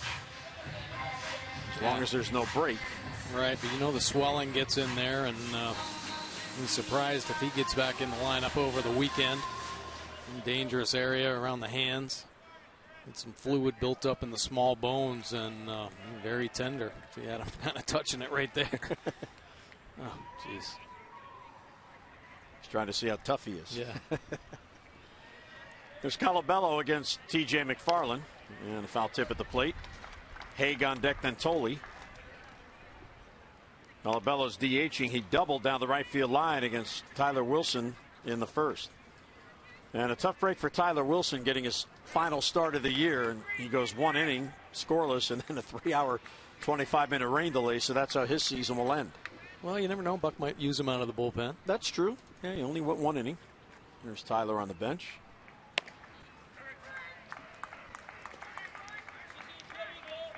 That's right. It is the manager's choice. His decision. Tyler's shown that versatility. And TJ probably volunteered to go in. Team already had the lead, so he could get a W. Yeah. You think they were walking by the skipper's office? Hey, Skip, 3-hour delay. You need a pitcher? I'm your guy. Yeah, I'll take this one. I'll take one for the team. Yeah, I'm your guy. 1-2 on Colabello. Haig, a right-handed batter, and then Tolley, a left-handed batter against McFarland. Well, normally when a starter is knocked out early in a game, Buck goes to the opposite arm. So he's done that here with Wilson, the right-hander, out, so McFarland, the left-hander, in. Close pitch, 2-2. What a season for Colabello in his first in Toronto. 14 homers, 53 RBIs. Began playing the outfield and then settled in quite a bit at first base. That ball's lifted towards center field and a base hit right off the end of the bag. So Colabello's 2 for 2. And TJ has allowed 3 hits, but no runs since coming on to begin the second. That knack to hit. And that seems like Colabello, whenever he gets an opportunity in the major league level, he doesn't disappoint. Going to keep that bat head through, doing whatever he can. Make contact with the 2 strikes, and 2 for 2 in this ballgame.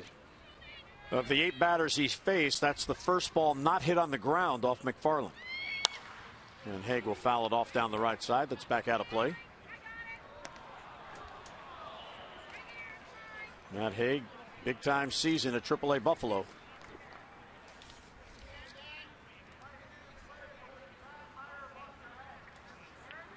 .338 batting average. He had 33 doubles, 11 home runs, 92 RBIs.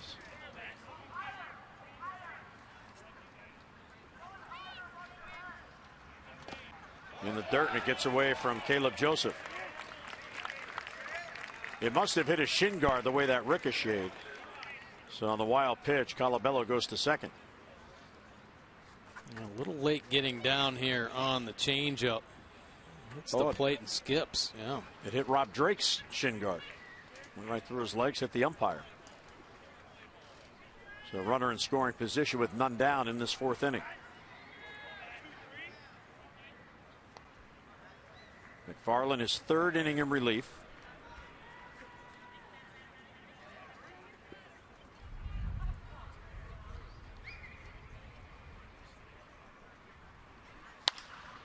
And that's going to fall for a base hit down the right field line. Oh, just foul. He just missed it.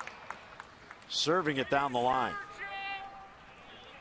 A tough pitch here, and you know the umpire's zone. You already mentioned it's starting to get a little bit bigger after the long rain delay. So expands and almost paints one right down the right field line. Fortunately for McFarland and the Orioles, just foul. And he broke his bat. So Haig is following the style of many of these Blue Jays. Hit it where it's pitched. Trying to go the other way. At a minimum, he'll advance the runner, and if he gets a base hit, he can get an RBI. He does not have an RBI in this his 10th game since his call-up.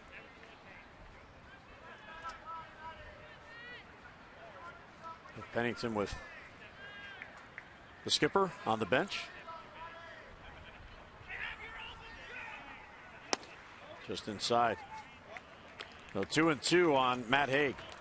Nice try right there with the 91-mile-an-hour fastball, consistently working him away, and tries to sneak that fastball in the inside corner. You see 4th pitch on the pitch track, just in off the edge.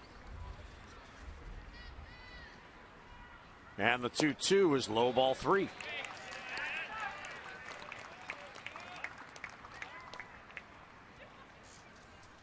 So the Blue Jays must teach patience in their system. Brooke Jacoby is their major league hitting coach. Longtime major leaguer. You played against him, right? Against and with. And with. A teammate with him in Oakland back in the early 90s. Ground ball to short. That'll hold the runner. Hardy guns it to first to get Matt Haig. So another ground ball by TJ McFarland, one away in the Toronto 4th. Went to the right guy there. J.J. Hardy, 3-time Gold Glover, consecutive Gold Gloves for J.J. and another great year defensively. Unfortunately, some injuries kept him out of the lineup Well, how about today what he revealed? He's been playing with a torn labrum in his right shoulder all year. The labrum was torn in that collision with Jonathan Scope in the spring training game. Yeah, last week in spring training. And without a doubt, that affected his swing. Ball one taken by Tolley. Well, not his defense. Only 3 errors on the season. Once again, leading American League in fielding percentage. Actually, all shortstops. JJ will not have surgery. He's going to rest when the season ends and then undergo a rehab program with a strength and conditioning program. In instances like that, they try to strengthen all of the muscles around the shoulder, around the labrum, so they take pressure off it. Quite often you'll see that with pitchers who do not want to have their shoulder operated on. Strike at the knees. 1-2 on Josh Tolley.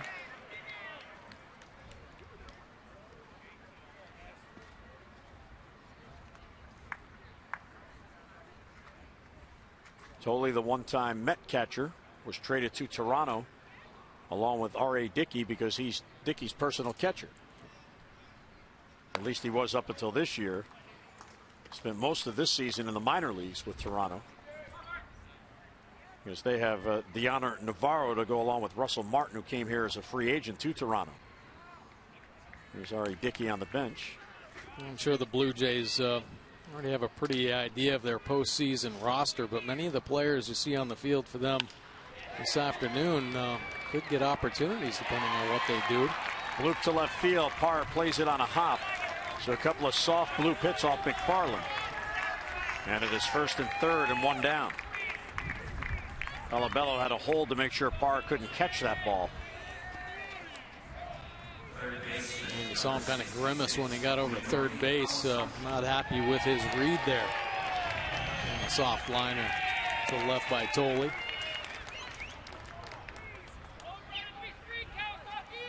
And here's Kawasaki, who reached on an infield hit in the second. As Mike told you, McFarland gives up his share of hits. And he's given up 4 already in 2 1/3 innings. But he does have an ability, more times than not, to get out of jams. There's a slow hit ball. A run's going to score. Will they get an out? Giannis to first to get Kawasaki. Nicely done. Colabello scores, but the O's get an out. So it is a 4-1 game, and 2 down here in the 4th inning. Well, that's a great play right there by Paul Giannis, and showing his ability to improvise. A topper from Kawasaki. Giannis, knowing the good speed, he didn't know if he was going to be able to throw it. Makes a decision at the last second as he lines up his body to use his legs for the power underhand feed to get Kawasaki by a half a step. So 2 down. Tolley ends up at second. And here is Darwin Barney. And he'll take it low. Yeah, but McFarland, because he's not overpowering and more of a ground ball pitcher, and ground balls tend to find holes, he averages, Mike, about 12 base hits per every 9 innings he works. Sometimes he comes in just to get a lefty out, and other times like this, he becomes the long man. There's another ground ball. Manny to his left. Throws on the run and gets his man. So the Jays do get a run, but they strand one. Led to the bottom of the 4th. The O's with a 4-1 lead.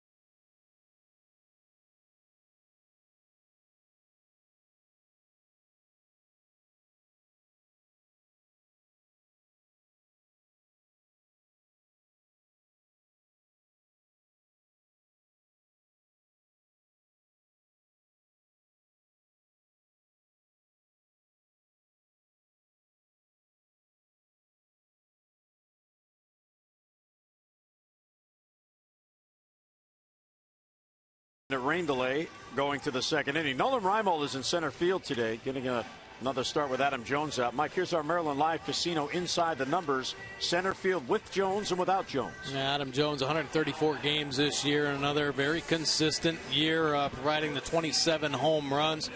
306 on base percentage, 272. The rest of the Orioles that have tried center field in 24 games, hitting just 181, 236 on base percentage, only a couple home runs.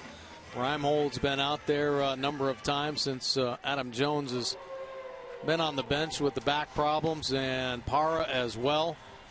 And we've seen some inconsistencies not only offensively with the outfield, but defensively. Such a good defensive team, and it shows you the importance of Adam Jones, how he can stabilize a team.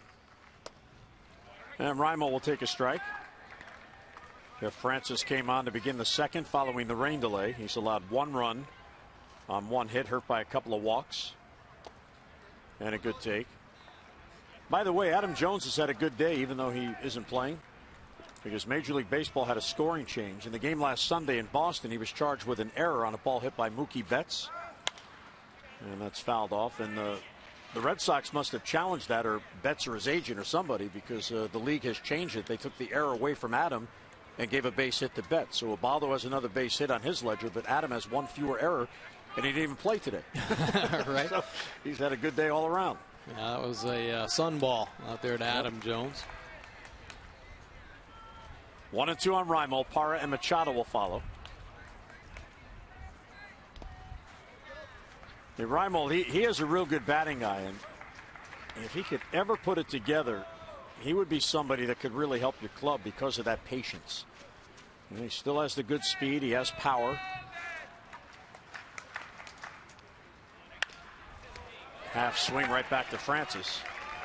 And one down here in the fourth. That's 5 in a row retired by Francis. Let's get a look at our PNC minor league report. And how about that Gulf Coast team? A lot of teenagers, and they played well. Yeah, they did. 34-25 record was good enough for second place in the South Division. Christian Alvarado, a right-handed pitcher, 8-2 with a 1.83. Only 21 years old. Ryan Mountcastle, first-round pick this year for the Orioles. Only 18 years old at 313 down there before his promotion to Aberdeen. And Jake Bray, 10 saves with a .87 and 17 appearances. So some good young talent there. The Gulf Coast League. Yeah, you like to see a high school player like Mountcastle, who was drafted as a shortstop, first professional ball, and that Gulf Coast League is tough because they play a lot of day games, and it is hot. It is hot in Florida when that league is going on, and he really, as Mike said, he played so well he got promoted to Aberdeen. Usually you'll see high school players at Aberdeen in their second year, maybe. Yeah. I think that's a nice eye-opening test for any of the new signees into the Orioles organization. Out there in all that heat, and every day you're expected to go out and get your work in, play the game hard, play the game right. And Gulf Coast League, a lot of extra work as well. Yep.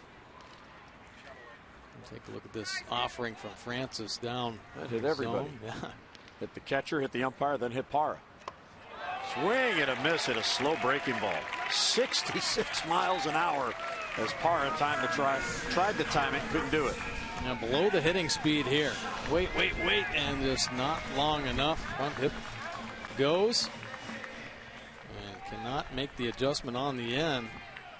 Francis with the K.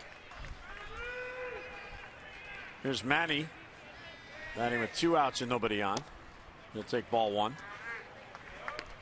Manny homered off Drew Hutchison in the first and then walked against Francis in the second. Came around the score on the Giannis RBI hit. Towards right field, cue ball, and that's going to get on through. Well, there's Manny getting a base hit. If you saw the interview with Manny and Jonathan Scope on O's Extra today, we asked them to rate each other in certain categories, and Jonathan agreed that Manny is the better foul line to foul line hitter, and he showed it there. Yes, he did. Nice job using the whole field once again by Manny Machado, and he gets himself in the right position to use the whole field, and plenty quick enough hands to turn on a ball if it was inside. Now, how about your scope? And you're signed at 16 years old. and you're the Orioles that Schultz gets up in the bullpen, you're the Orioles shortstop of the future until the Orioles draft somebody named Manny Machado. Manny Machado shows up in 2011 at Delmarva, and all of a sudden Scope's not the shortstop of the future anymore. Right. Well, Jonathan Scope became the third baseman of the future for a year, and then the second baseman of the future for a year, and here he is in the big leagues putting up some great numbers at second base. And that's a credit to the player development that they saw he had tools and he had exceptional talent and could be used somewhere else. Absolutely. Both at the age of 23 now in the big leagues as teammates. Well, you have to have the skill set and the mindset, to not be a disgruntled employee and be upset because a team keeps going out and signing shortstops. You prove that you have enough skill to make it to the major league level, and Jonathan Scope kept everything in perspective. And next thing you know, became best friends with Manny Machado, and here they are doing it at the major league level. And Manny affected Michael Givens as well. Givens was drafted as a shortstop, and he ended up on a Delmarva team where Scope and Manny were there, and Givens became the second baseman. And he's now a pitcher in here in the Orioles bullpen. Davis falls behind 0-2. He has doubled and walked. And hitting against the shift. And doesn't chase in the dirt. Nice scoop there by Tolley. And kind of a lesson for a lot of the young players that get drafted is every year they have a draft. And every year they're trying to rebuild their organization. And get better players. Exactly. You think Michael's cold? I think everybody's cold. Well, they got the hooded jackets out today. Manny runs, pitches in the dirt. He picked a good pitch, and he's going to have a stolen base. There's his 19th. So he's one away from a 2020 season. Oh, Manny getting a good jump, kind of just hanging out over there. Francis not paying too much attention. And Manny, the surprise attack for number 19. Talking with Kerwin Danley, the umpire. So Davis an RBI chance from 0-2 to 2-2.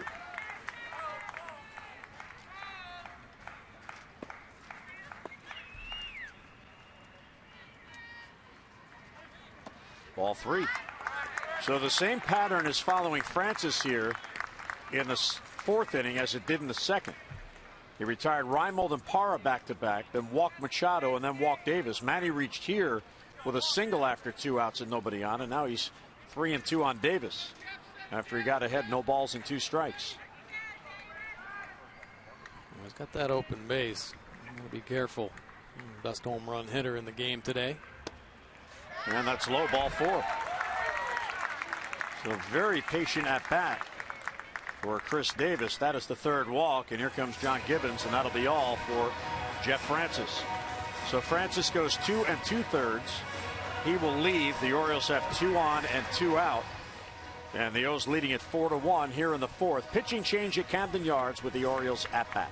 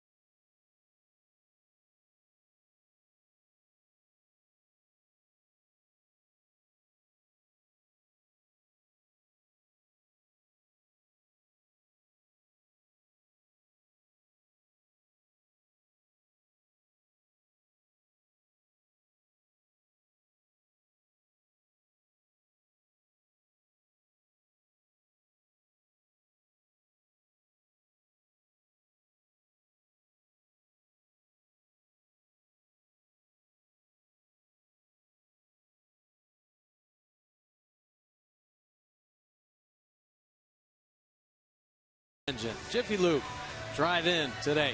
Well, the Blue Jays going to the pen and pulling Bo Schultz out. Fastball 79% of the time, and it's a good heater.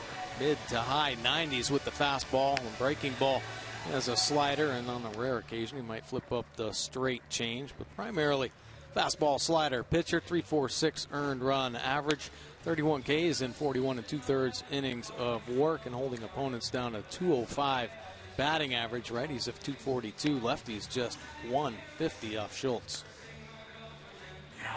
So Bo Schultz will try to get the final out here. He inherits 2 on and 2 out with his 3rd major league organization already.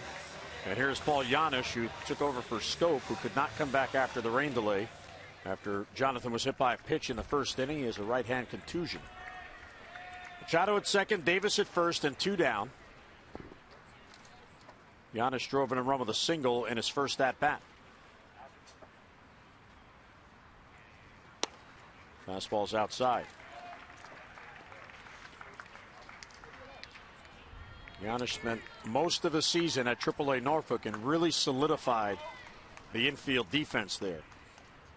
And he helped the other players with his work ethic. They watched him and then began to do it. Manny takes off again. Pitches low, throw to third. He is safe, and there it is. He's a 20-20 man. Manny Machado with the steal. He picks up his 20th steal. He's got 32 home runs. Nice job here for Manny Machado, getting himself into a very elite category, especially among the Baltimore Orioles. Take a look at the head first slide. Good read at second base. And in there easily. What a year for Manny Machado.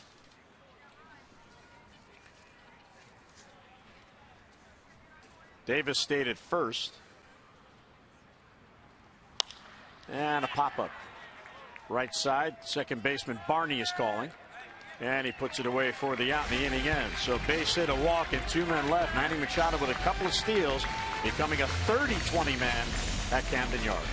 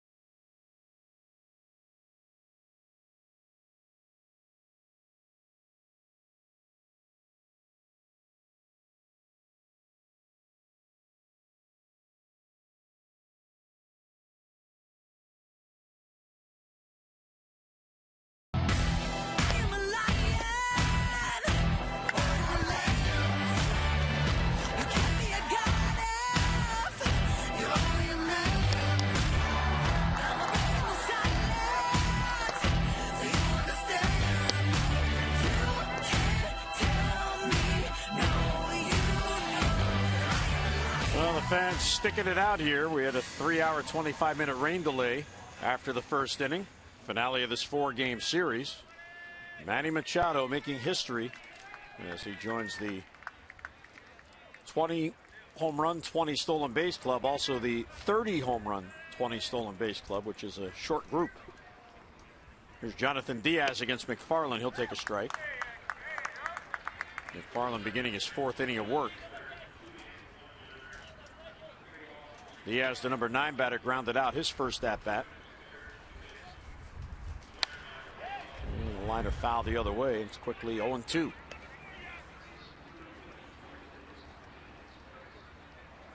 Well, 42 pitches for TJ.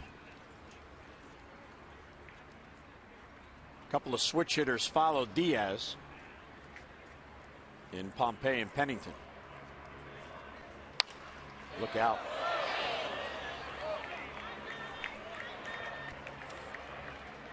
Michael Givens now getting loose.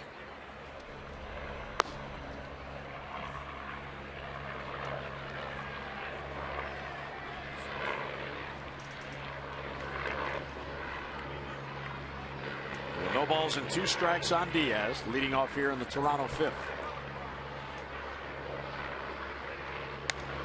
And foul back. Fastball's beating Diaz. Caleb Joseph keeps putting the number 1 down, and he keeps fouling away down the right side. Change a look here, maybe bust him off the plate a little bit.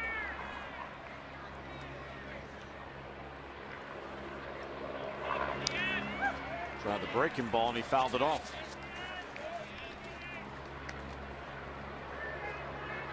When you see a hitter that's late on the fastball, change it up like Caleb did there with the slider, you better execute. Nice job keeping that one down in the zone. Caleb wants it down there again. He got it down there. See that. Bounced it in. Make sure of it. Much better than a hanging breaking ball.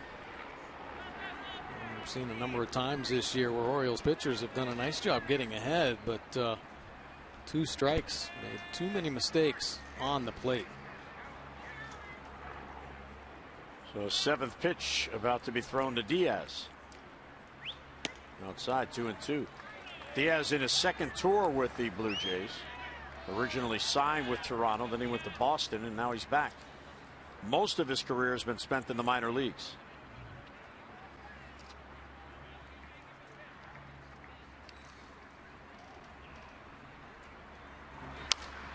And Weekly hit foul, but he stays alive.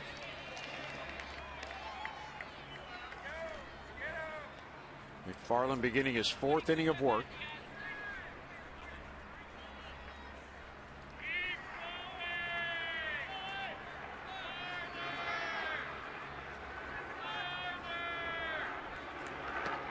Inside, ball 3. So real good at bat here for Diaz. Fouled off a couple of good pitches, and now he works the count full. And about the tank of TJ McFarland as he works here in his 4th inning. He's about to throw his 10th pitch in this at bat to Diaz. Pop foul back this way. Cut that one loose at the top of the zone. Yeah, TJ mentioned in AAA, made 9 starts. Hasn't done a lot of that here, so Buck Showalter, that's why you had the activity in the bullpen. We're getting to that point where into the danger zone with McFarland. Givens ready to go. Another 3-2 pitch to Diaz.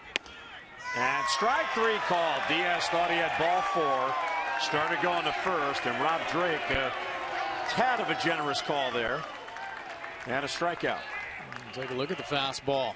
Catching that up and away corner of the plate. Overhead view. Kind of proves just what you said.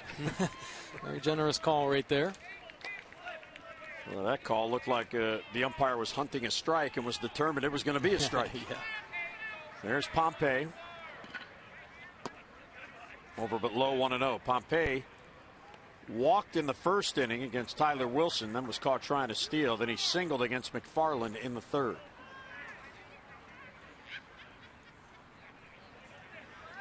The O's have out-hit Toronto 6-5 and lead it 4-1.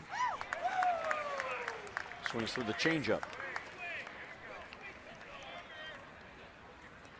Orioles team pitching now 9th in the American League. They're 4.07.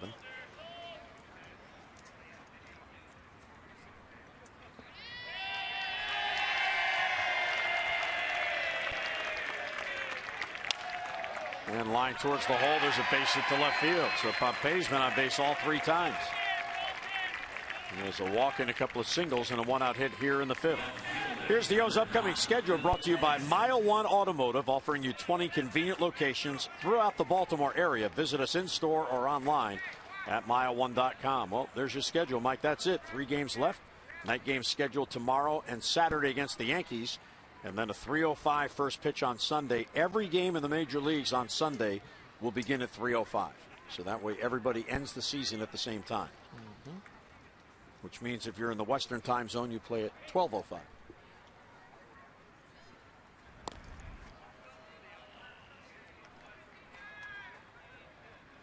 McFarland checking in on Pompey at first. Pompey is 5 out of 6 in steal attempts. He was caught in the first inning by the combination of Wilson and Joseph.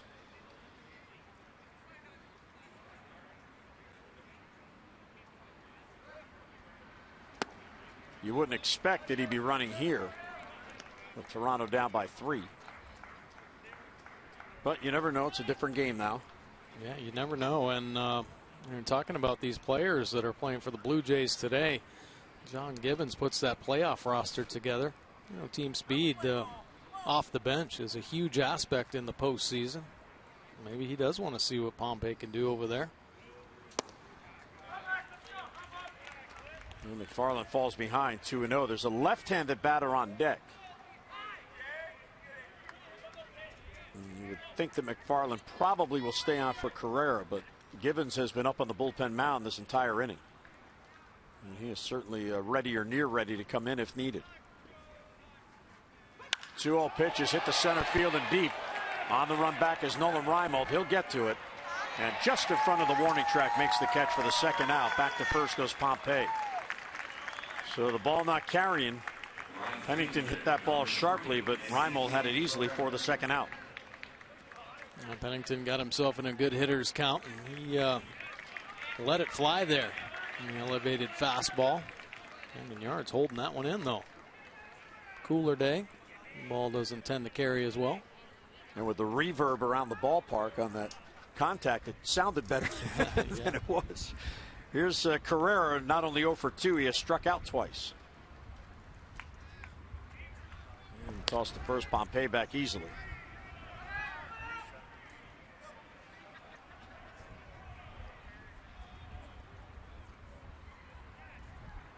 Ezekiel Carrera and Dalton Pompey each have a home run off Chris Tillman. And Tillman rarely gives up home runs to left-handed batters, but they each have taken Chris deep this year. One of those statistical oddities in particular, because they were both early in the year in April, and then after that most of their season was in Buffalo. Sharply hit right at Giannis.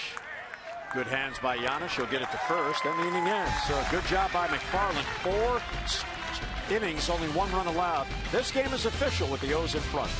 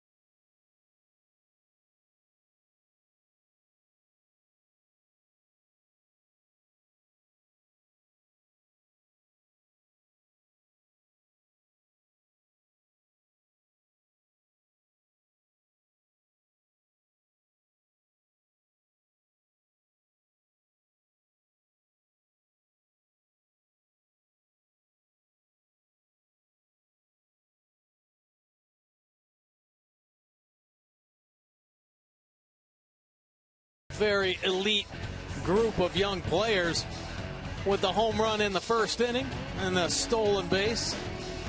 Both second and third base stolen gives Manny Machado 32 home runs and 20 stolen bases on the year. And here's a look at the young and the elite.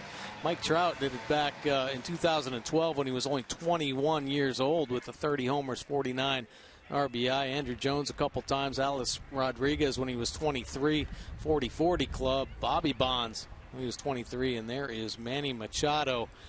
Of course, it's only been done 7 times in Orioles history. Paul Blair, Don Baylor, Reggie Jackson, and Brady Anderson. But only 2 now have gone 30 homers, 20 stolen bases. That would be Manny and Brady Anderson. Yeah, Brady in his 50 home run season in '96 also had 21 steals. Manny's bragging to Adam about his base running ability.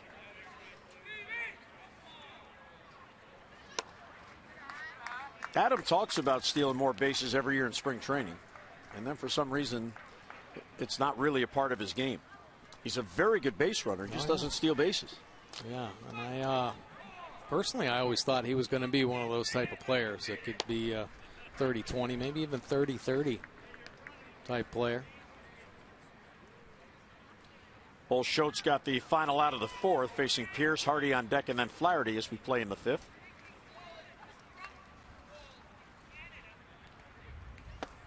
Outside, ball 3.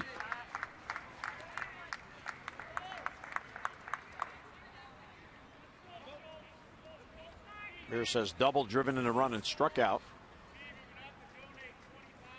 Third at bat against his 3rd different pitcher in this game. And there's a leadoff walk. So that is the 4th walk allowed by the bullpen, and 5th walk overall by the Blue Jays in this game. For every Orioles walk, Care First Blue Cross Blue Shield contributes $50 to support the Maryland March of Dimes. The Orioles have drawn 402 walks for a total of $20,100. Care First Blue Cross Blue Shield encourages each of us to take that first step towards a healthier and a more active lifestyle. And ball 1 to J.J. Hardy. Maybe some of that Blue Jay style rubbing off on the Orioles here. Some very patient at-bats today. Good to see that. Josh Tolley out to get Schultz back into the strike zone. Maybe a little slip on that last pitch as he looked at the mound, and then kicking off some of the mud that built up on the spikes.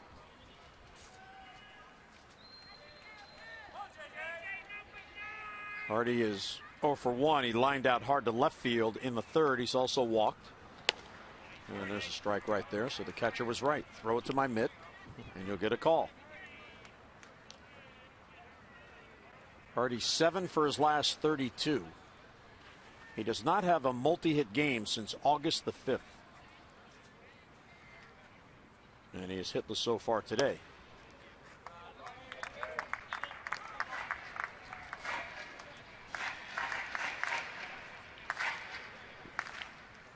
Well, Schultz pitched in college at Northwestern.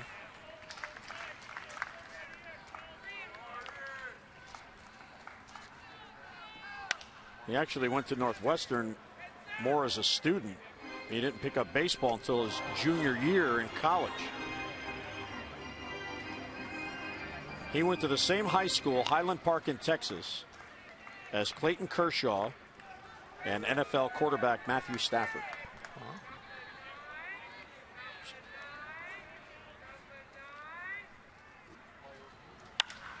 Hardy to center field and chases Pompey, but he's got to play.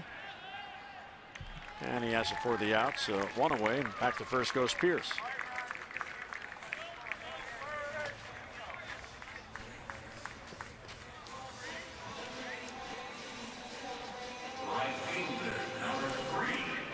And Bo Schultz, he graduated cum laude out of high school.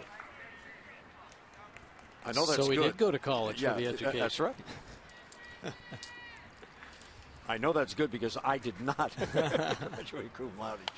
Flaherty fouls it back. Ryan is 0 for 2. and 3 for his last 22.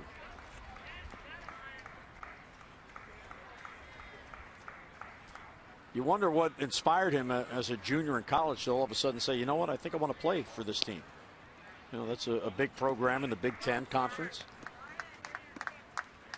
Very good school. Yeah, it's a very interesting story, actually. He walked on as an outfielder his freshman year, and then he quit and came back his junior year and started pitching. And the Oakland A's signed him as an undrafted free agent back in 2008, and he started to make his rounds, and Blue Jays gave him an opportunity. I'd say they saw him, or a scout saw him, actually in a fast pitch softball league. Really? And still had the strong arm, so he got back into it, and he is pitching in the big leagues. Overthrows Tolley there. Heading to second is Pierce, so that'll be a wild pitch. Second in the game thrown by Toronto. Well, the Athletics, as we watch this pitch sail on Schultz. Slider just losing the grip there, and Erickson away. They have a track record, Oakland, of finding those non-drafted free agents. Yeah. This fellow sitting to my right fits that category. 2-2 on Ryan. Inside, ball 3. And Pierce has been on base 2 of his 3 plate appearances today, a double and a walk. And Flaherty a chance for an RBI, has worked the count full, 3-2.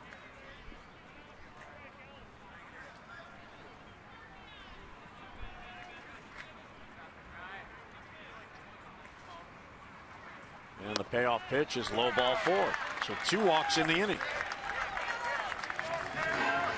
6 walks drawn by the Orioles in this game. I like to see the patience. Themselves extra opportunities.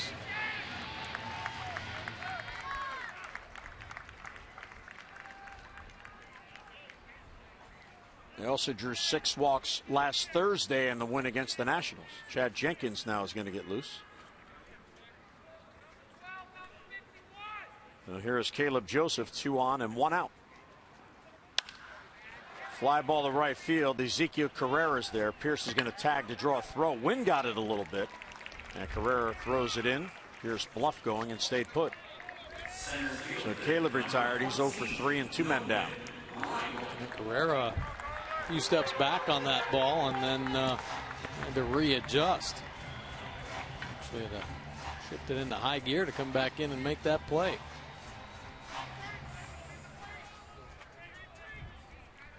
Nolan Reimold lineup turns over again. The leadoff hitter playing center field today.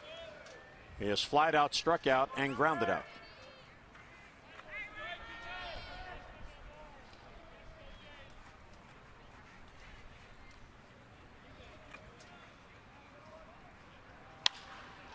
Right field hit softly. Carrera is in on it, and he can't get it. It's in for a base hit. Here's Pierce to score, and the Orioles lead it 5-1. Perfectly placed off the end of the bat, and he bloops it in for an RBI single. Flaherty ends up at third, and Reimold on at first. Take that knock with 2 outs. The Orioles trying to pull away from the Blue Jays. Take a look at Nolan Reimold's swing. Stand behind the ball. The ball got in on him a little bit. Label, but well placed down that right field line. For Reimold, his 19th RBI. Big hit with 2 men down. And here is Gerardo Parra.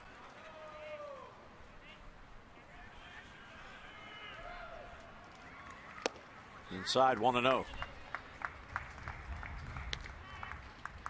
Parra singled in the first. He was on board when Machado homered. He has since grounded out and struck out.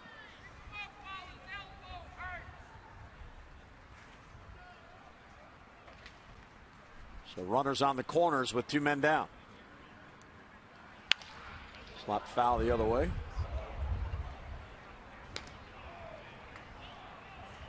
Bounces into the club level off the camera well.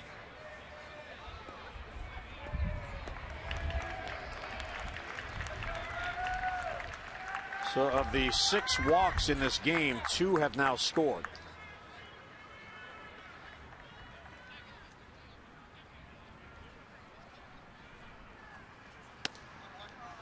And a good take, 2-1. Hutchison started 1 inning, 3 runs on 4 hits. Francis took over after the rain delay, 2 2/3, 1 run. And now Schultz in 1 inning has a lot of run.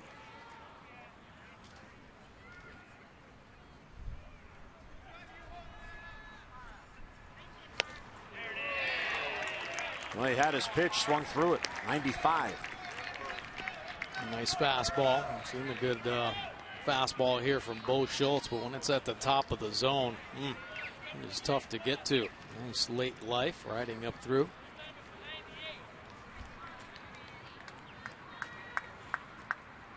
A 2-2 on par.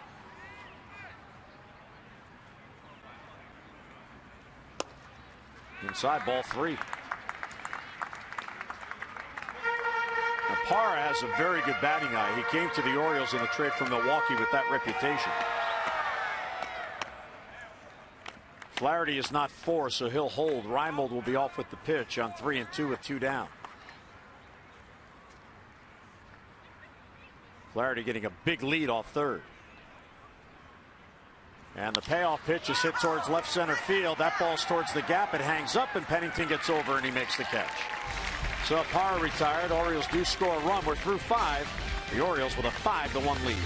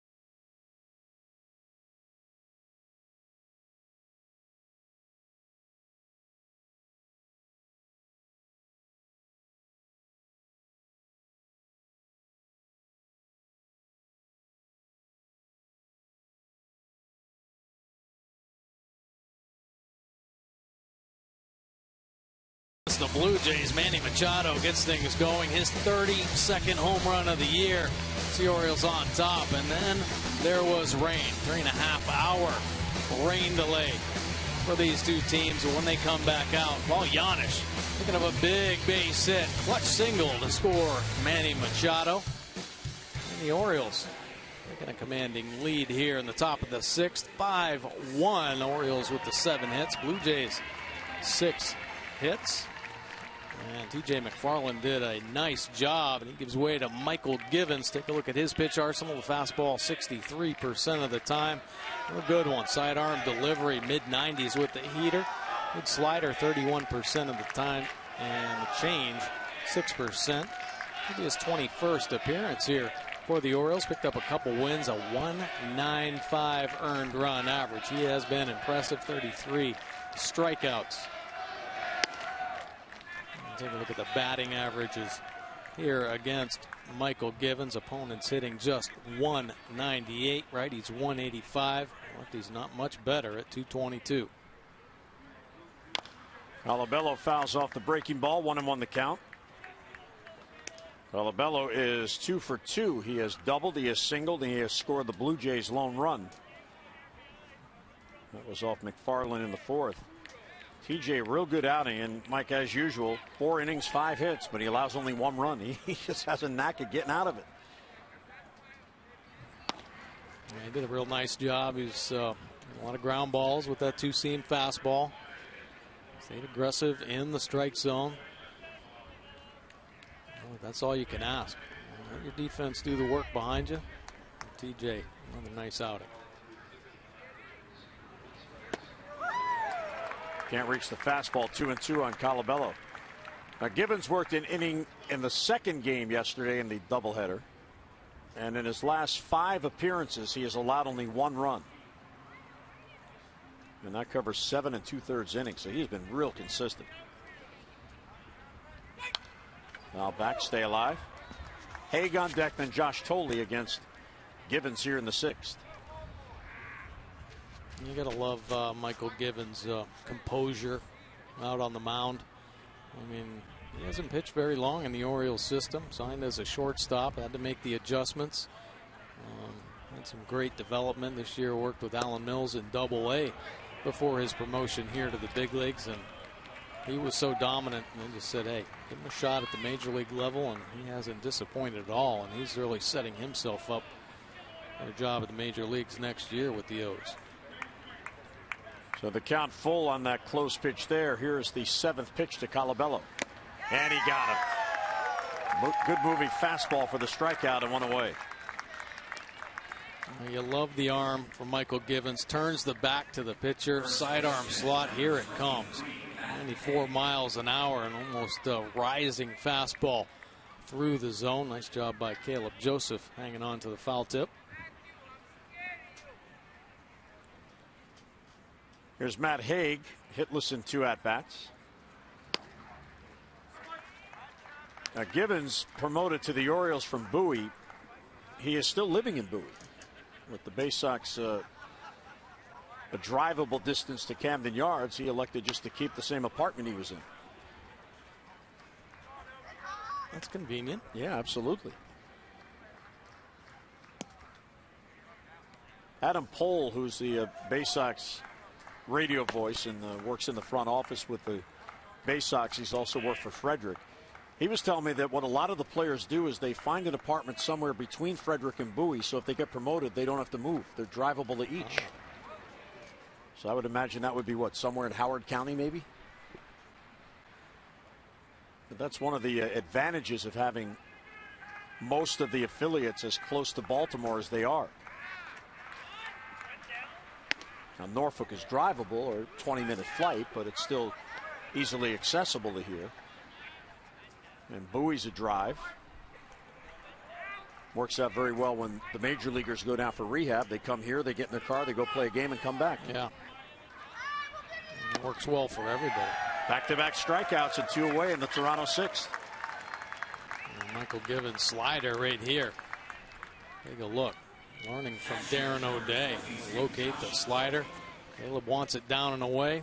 Hits the spot and gets the second out. Back-to-back Ks.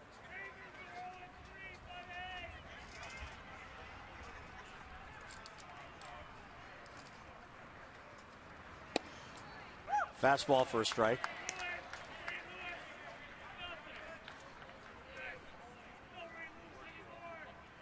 It's only 1 out of 2 with a single.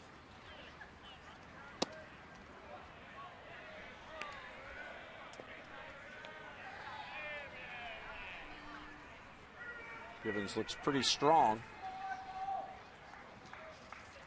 When he got in the game last night, it was his first appearance in a week.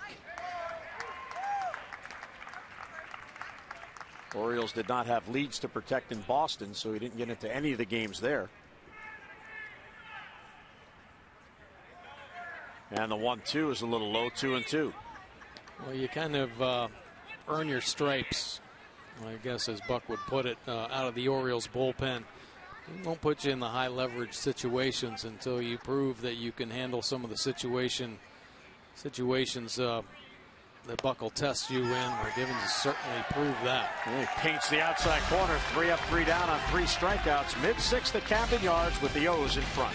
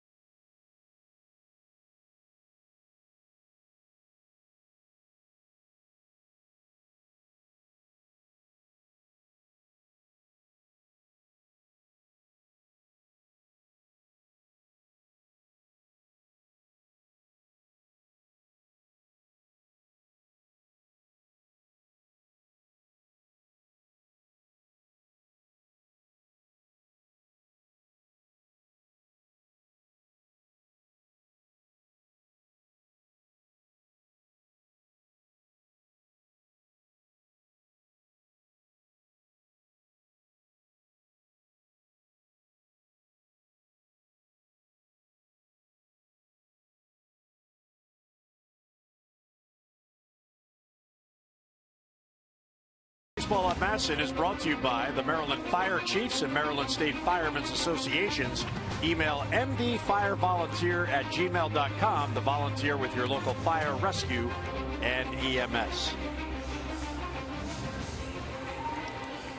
Well, 5-1 game. Orioles about hit the Jays 7-6. And here's Chad Jenkins, Mike, to come on and work in the sixth. Take a look at his pitch arsenal. The fastball 77% of the time. Pretty good sinker, 89 to 92. There's a split finger for the changeup and a slider to go along with it. 4.50 earned run average. 2 strikeouts and a walk in his 2 innings of work. And defensive changes. Jonathan Diaz moves from shortstop into left field. He takes over there for Cliff Pennington, and Ryan Goins comes on, and he's at shortstop, and he'll go in Pennington's spot in the lineup, which is second. Now here's Manny Machado leading off. He's had a perfect day. 2-run home run, a walk, a single, 2 runs scored, and 2 stolen bases. And a foul tip held by Tolle, 0-1. Jenkins spent some time in this Blue Jays bullpen over the last 3 years. This year, most of the year in AAA.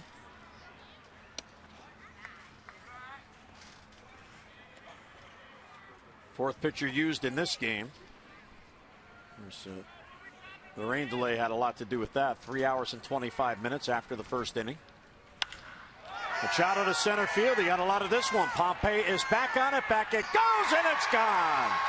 Manny's got a 2-home-run game. Have a day, Manny Machado. And the Orioles extend their lead to 6-1. Kid's doing it all. Great power. 3 home runs here in this series for Machado. 2 today. And another $500 for our Maryland lottery contestant of the game, Todd Swope of Hagerstown. Manny's delivered twice for Todd. So now 33 home runs to go with his 20 stolen bases. And he now has 81 RBIs. Let's get a look at our Lexus of Towson drive of the game. And Manny Machado getting on one of those sinkers, center cut, and he hits it to straightaway center field. Take a picture. That is a beautiful swing from Machado.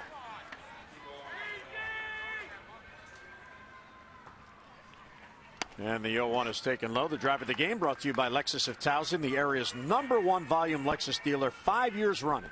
See why at lexusoftowson.com. So Machado now with his 49th multi-hit game, which is tops on the team. And he has a 2-home-run game.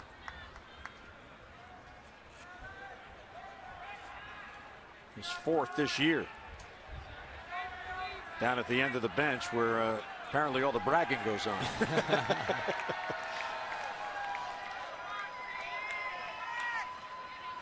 Here's the 1-2 to Davis outside. So the Orioles have scored on each pitcher. They got out of here exit speed, yeah. 100 miles an hour off the bat. You know, Manny went right down there, started rubbing it in the scope. That's how you hit him. Davis also has a perfect day going. Jonathan's telling him, you didn't hit that well. You know, off the end of the bat, it kind of just carried out. It's like Dario Alvarez is cold. With the hood on.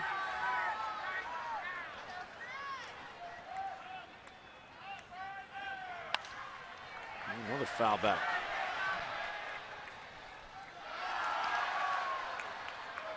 Davis has 4 hits in his last 28 at-bats. 2 of those 4 hits are solo homers.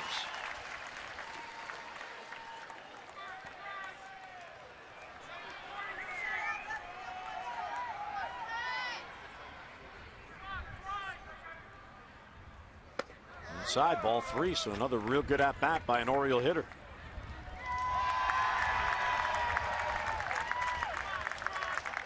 Davis about to see the 8th pitch in this at-bat.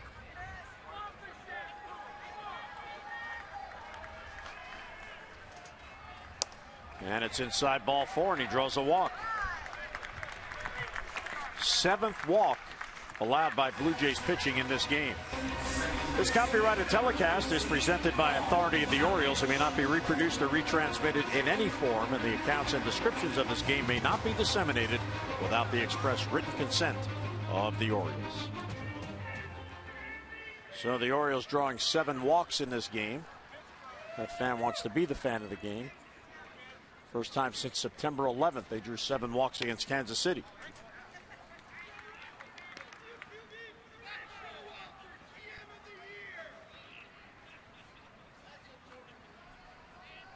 And 3 walks for Chris, his season high in a game.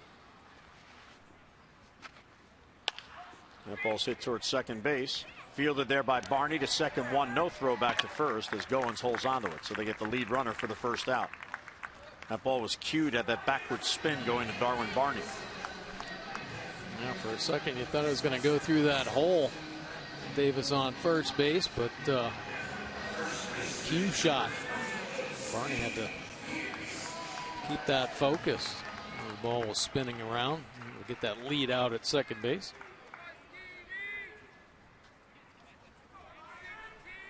The one down here is Pierce. Giannis now at first in place of Davis. And a strike taken by Pierce. Davis had a good day, RBI double. He has walked and scored. 1 out of 2 plus the walk.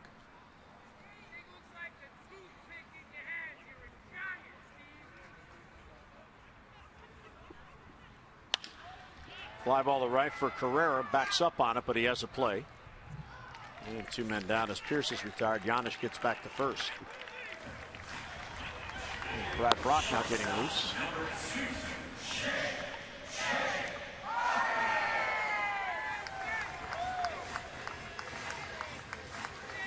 So J.J. Hardy bats now with Giannis on at first and 2 down.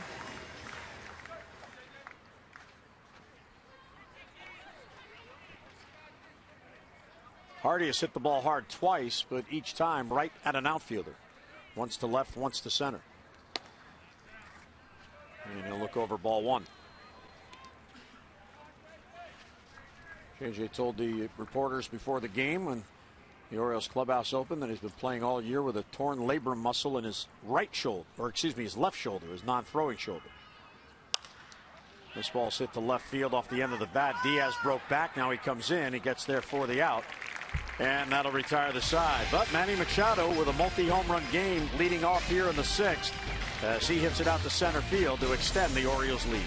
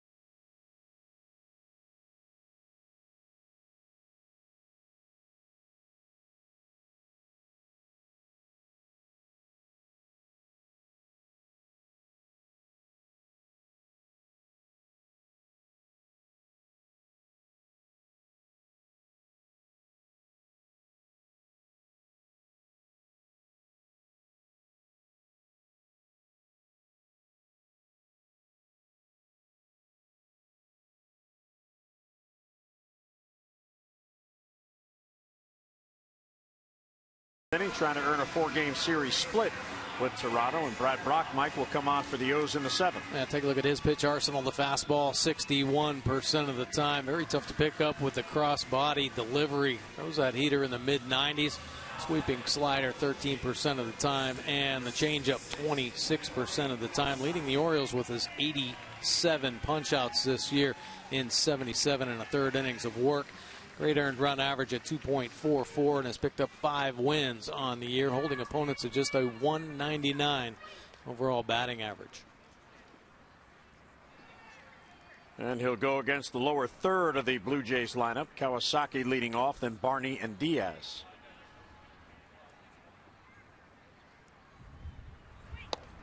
Brad was the losing pitcher in the opening game in the series on Monday. Jays came back with 2 in the 8th and 1 in the 9th and won at 4-3. He allowed the run in the 9th inning and was the losing pitcher.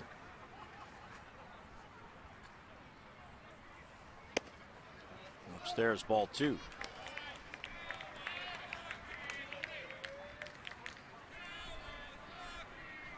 In his 6 prior appearances, he had not allowed a run. Kawasaki really chokes up on that bat and just slaps at the ball. And he gets ahead 3-0. Brad Brach has certainly earned the right to be pitching in high leverage situations. We talked about Michael Givens improving to Buck Showalter. Well, Brad Brach, started off in low leverage situations, but proved that he had swing and miss stuff, and now he is back into this bullpen. Brach and O'Day and Zach Britton, high leverage situation pitcher. And there's a leadoff walk. So Kawasaki goes down to first. Fans, we ask you to help Maryland Governor Larry Hogan and the Orioles in their fight against pediatric cancer, while also saving 50% on tickets to each game this weekend against the Yankees. Visit Orioles.com/charity and help raise funds for the Leukemia and Lymphoma Society and the Ronald McDonald House Charities. Make a difference in the fight against childhood cancer and save big on a great night out at Oriole Park. Darwin Barney takes a strike. Bounced into a fielder's choice ground out and then bounced out to third. Those 2 at-bats against T.J. McFarland. In the dirt, knocked down by Joseph.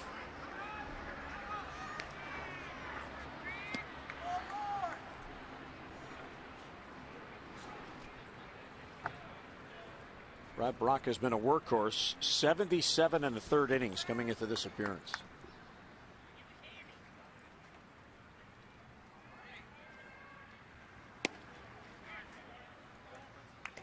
So it's a tremendous acquisition by Dan Duquette. Got him from the Padres for a minor league pitcher. Earned his way into big innings last year and has continued that over this season.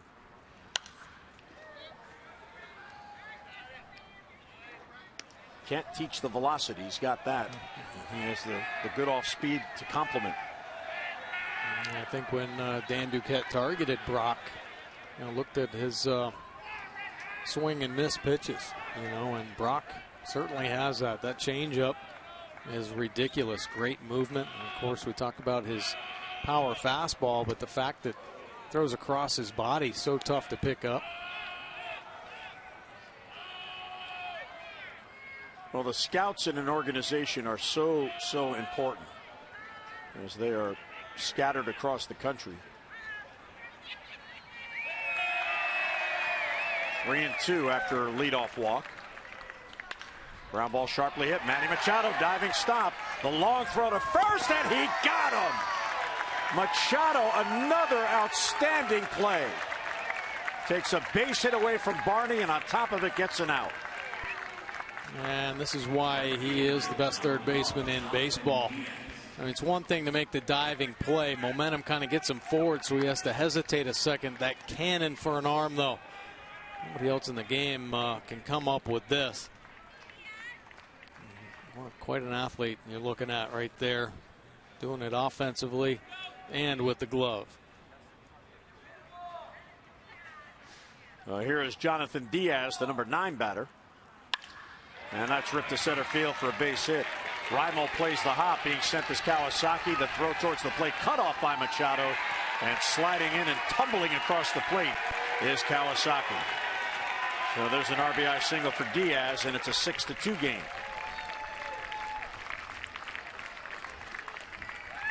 Kawasaki, high energy player, getting the high fives. Diaz right back through the box. Fucking duck Brad Brock. Reimel kind of staying back on that line drive, and the hesitation. It's Manny Reed to cut as Kawasaki tumbles home. It looked like he was expecting a collision and never came. And rolled out of the way. Here is Pompey. This one's lifted to left field. Long run over for Parra. Reaches up and it's over his head. And it gets by him and goes to the warning track. Diaz will head to third and on at second with a double. And continuing a perfect day is Pompey. So Brad Brock, the leadoff walk hurt. Now he's given up back-to-back hits. A proper quick visit from pitching coach Dave Wallace. Not just bad luck there. It didn't look like much of a swing from Pompey, and Parra tries to cut the angle down but carries out over his head.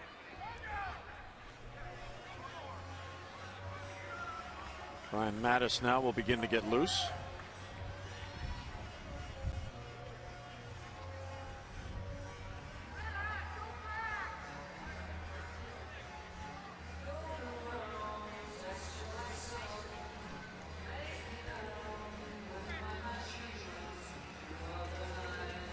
Paid attendance for this game is 18,257 because of the tickets sold. This was supposed to be a 7 o'clock game, but with the game moved to noon and with the poor weather, very few actually attended. But they are the diehards, and they are still here. So second and third, and one down, and here's Ryan Goins for his first at bat. He had a 5-hit game in yesterday's clinching game in the first game of the doubleheader. And Brad Brock scuffling here with his command. Of course, it's still a 4-run lead, but a base hit here makes it a 2-run game. Yeah, and Blue Jays have a pretty deep bench. Yes, they do. All their starters are on that bench. One of them, Goins, is now in the game, and he's at the plate.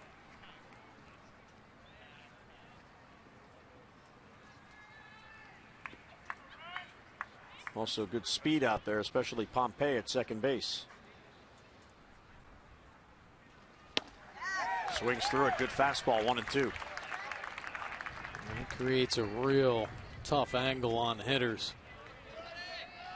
And that fastball, 94 miles an hour. Tough pitch to get to. Goins, who's been swinging the bat very well here recently. Hard time making contact there. And he got him. Swung late at a fastball that rose outside of the strike zone. A big out for Brock and 2 away. After painting one on the inside corner, it was up and away, 94. And look at that late action. Riding away from Goins. Big second out there. So Brock will leave after 2/3 of an inning. Ezekiel Carrera, left-handed batters due up. So we'll get Brian Mattis with a 6-2 lead in the 7th.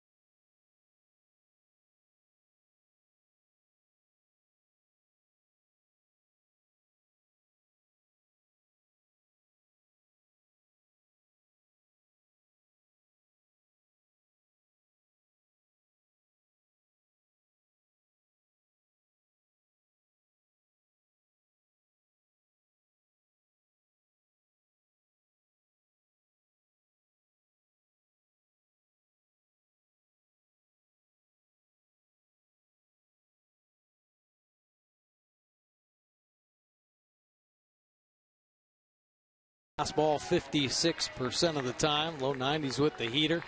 There's a big curve and the slider 31% of the time, and straight change 13% of the time. Brian Mattis, very strong year out of the Orioles bullpen. Has picked up a win with a 2.94 earned run average, this being his 58th appearance of the season. 56 punch-outs, 20 walks in his 49 innings of work, holding opponents down to just a 207 batting average, but lefties only 178.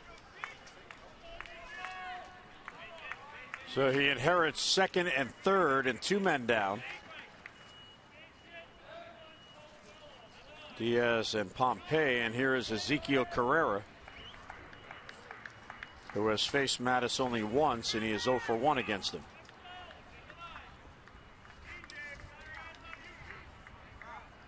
So a run in, 2 on and 2 down. A little bit low, 1-0. Brian last worked yesterday in the first game of the doubleheader. 2/3 of an inning. He came on and faced one batter and got a double play ball to end the 9th inning. An inning in which Toronto scored 5 runs and batted around. Ball 2. Darren O'Day now getting loose.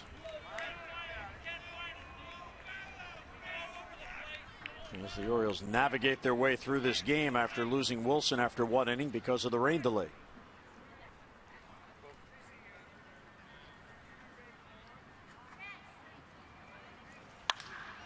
Left center field, long run for Parra, long run for Reimold. That ball is way out there and it bounces up and into the stands for a ground rule double. A 2-run double for Carrera, and the Jays are back in it. It is 6-4 in the 7th. Mattis falling behind, and Carrera gets a cookie. Makes Mattis pay right there with the double bouncing into the Orioles bullpen, and 2-run score. And that'll be it for Mattis as the right-handed batter's coming up. So Darren O'Day will come on in the 7th.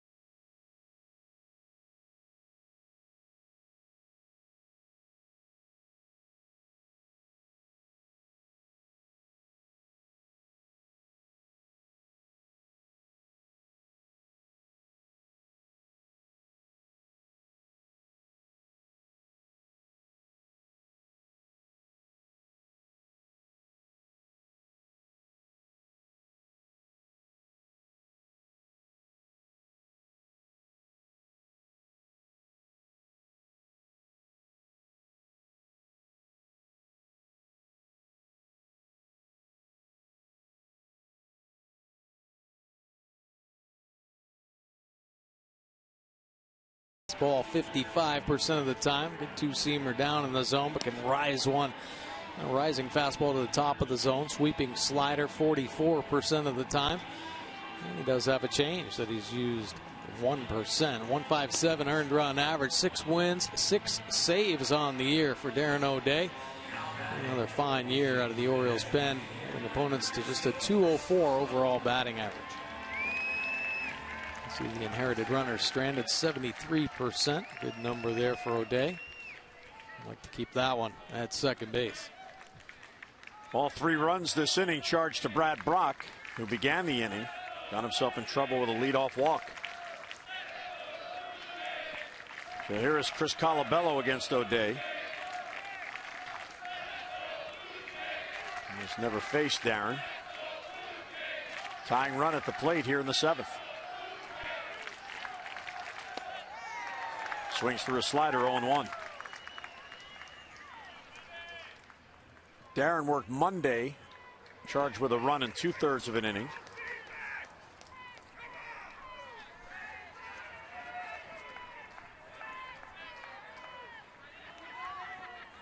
He took over in the 8th with the Orioles leading 3-1. And allowed a hit and then got an out and was taken out of the game. Another off-speed breaking ball and another big swing and a miss. And located perfectly. Alabello shows he's going to chase that slider. Goes right back to the same spot to get ahead. So I understand we're having some technical difficulties. Our crew is working hard at it to restore the picture. In the meantime, you get to listen to Mike and I. 0-2 on Colabello. And O'Day deals, and it's upstairs with a fastball, 1-2. Carrera at second after a 2-run double, 2 men down. O'Day trying to end this inning here and keep the Orioles in front with a 2-run lead.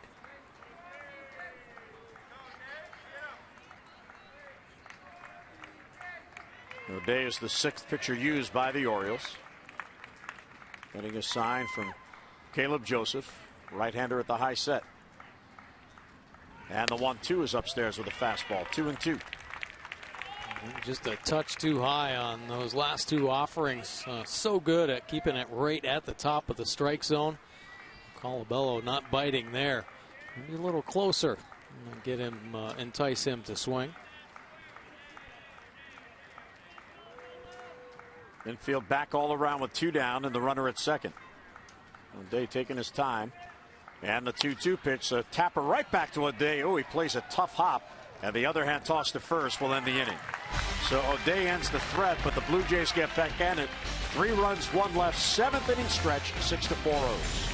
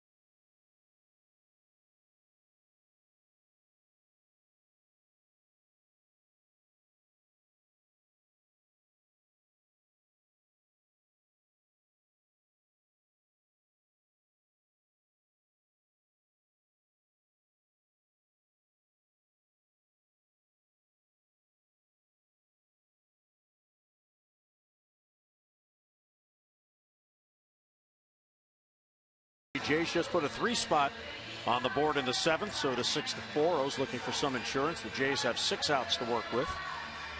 And Chad Jenkins stays on. He is the 4th pitcher used by John Gibbons today. Blue Jays will head to Tampa St. Pete after the game. They have 3 games with the Rays over the weekend to close out their regular season. And John Gibbons and the team heads back to Toronto. They'll finalize their playoff roster and get set to open up the divisional series next week at Rogers Center. Jenkins goes to work on Flaherty, Joseph on deck, and then Reimold. The Orioles showing they have the good eye today, picking up their walks. Ryan Flaherty walked back in the 5th inning. Good to get a couple more guys on base. Good take. 2-0. Tepera and Loop. Tepera the right-hander, Loop the left-hander.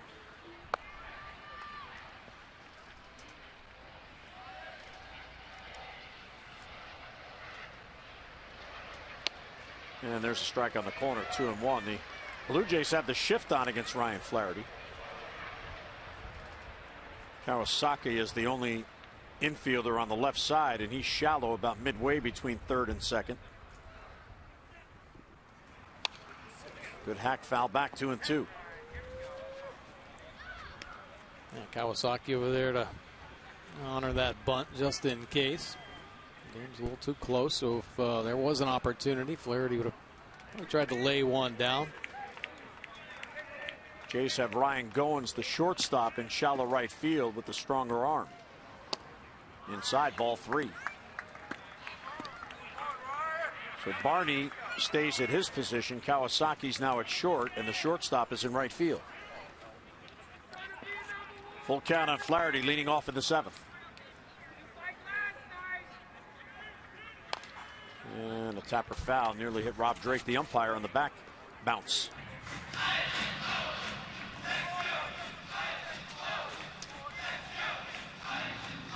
And Flaherty about to see a 7th pitch in this at-bat. Jen gets a nice job keeping that sinker down at the bottom of the zone. A lot of mistakes elevated.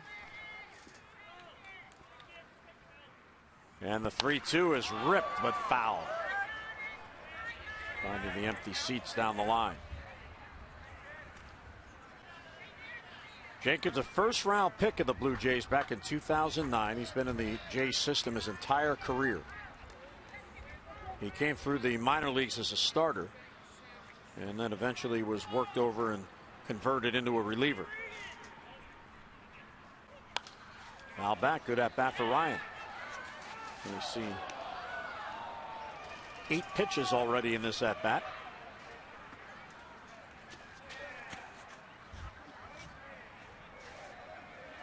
It's amazing how many former first-round picks you see that were pitchers that eventually find their niche in bullpens because of the power arms and what they can bring in certain spots of the lineup. Hard to find quality starters. And Flaherty pops it up a mile high on the right side. Who's it going to be? First baseman Haig is calling, and he's got it. A bit of an indecision there to begin, but the play is made.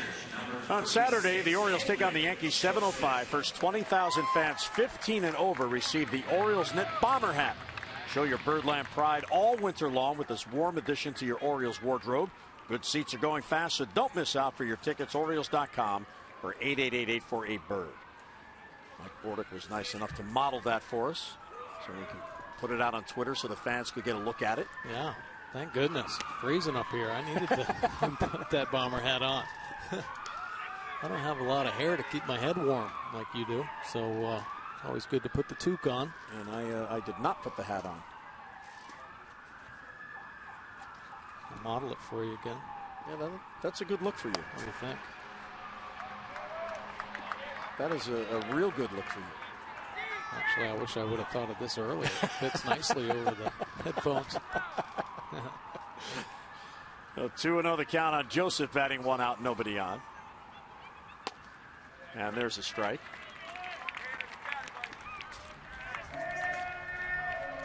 Absolutely. And this is it behind the scenes right now. This is how I look for hair and makeup.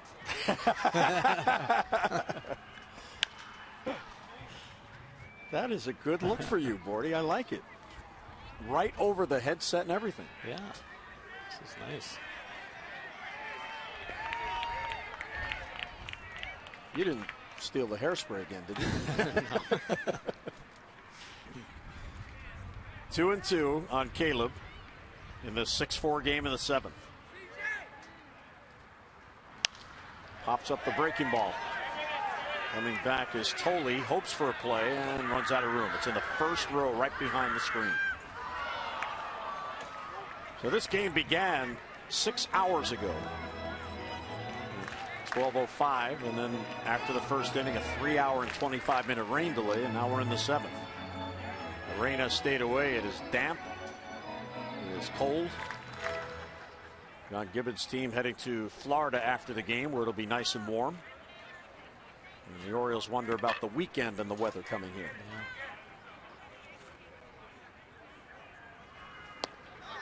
Outside, ball 3.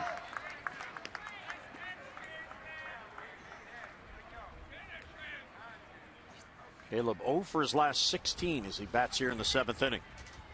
Trying to get on with 1 down. Sharp lead foul behind Bobby Dickerson.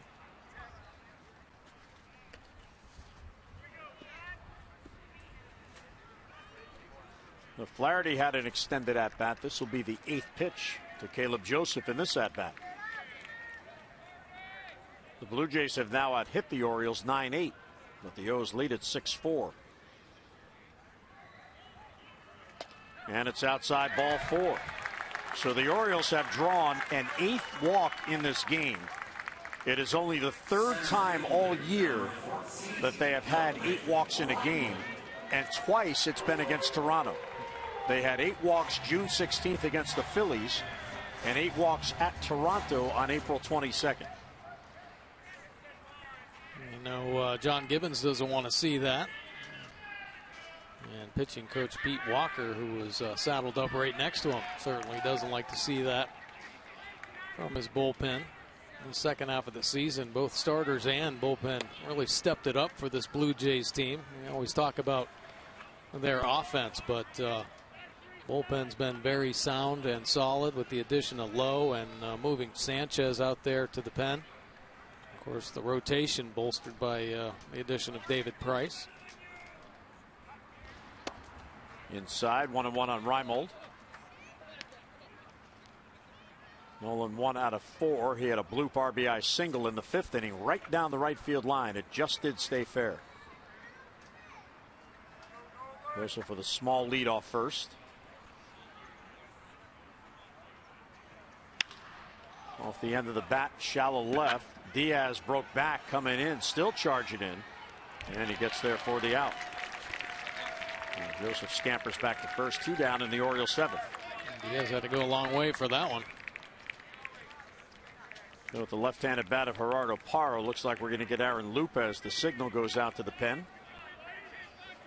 And here comes Aaron Loup. So Jenkins will leave. He's allowed 1 run so far. Man on first, his responsibility. We'll head to a break as Loup comes on with the O's batting in the 7th.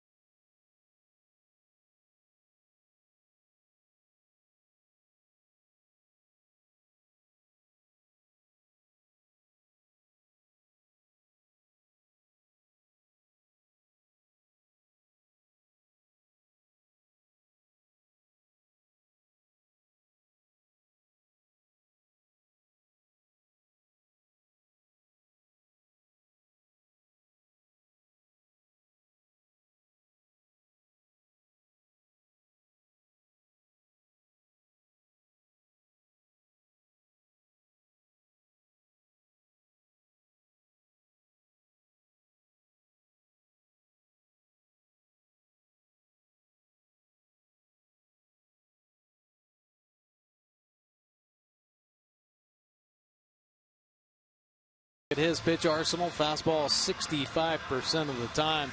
Pretty good from that sidearm slot and that cross-body delivery, 93 to 97 with the heater. Has a slider and change. 4.61 earned run average in 41 innings of work. Has 45 punch-outs, only 7 walks.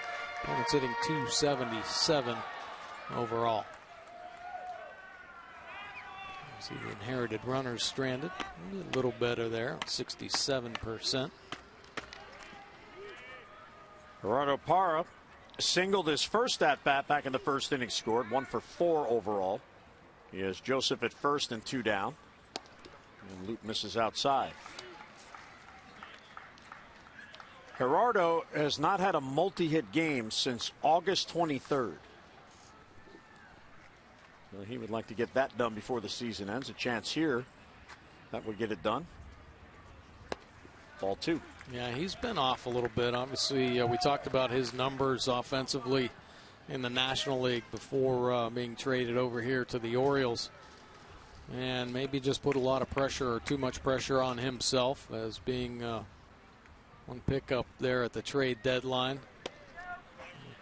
You know, maybe put just too much responsibility on his shoulders and dug himself a hole, and he's been fighting to try to get out ever since. Yeah, you come over at the trade deadline, the team trades for you, gives up a pitcher who was having a real good year. The team was in the race at that point. Plus, you're a free agent, so you know you're playing for a contract somewhere. You hope it's here. You hope you impress enough. Still wondering about that. Remember last week in Washington, that shoulder thing? That was puzzling because he seemed to really be in discomfort, but yet he was still okay to play. Yeah, and every now and then you'll see him kind of grimace, maybe shake his head. I know there isn't one player that's 100% out here right now. Ouch. And that rode in and hit him. So Parra will go down to first. Second batter in this game that has been hit on a pitch exactly like that rode in, and Richie Bancil's going to come out to check on him. Yeah, pretty tough lefty on lefty matchup right here. Aaron Loop crossed the body anyway, so you're fighting as a lefty to keep the front side in there as long as possible, and he gets caught on the forearm on the left arm. Well, at least it didn't hit his hand as it did with Scope. So Loop was brought on just to get Parra. Doesn't do it. Buck out to check on Gerardo. Pitching change again for the Jays in the 7th.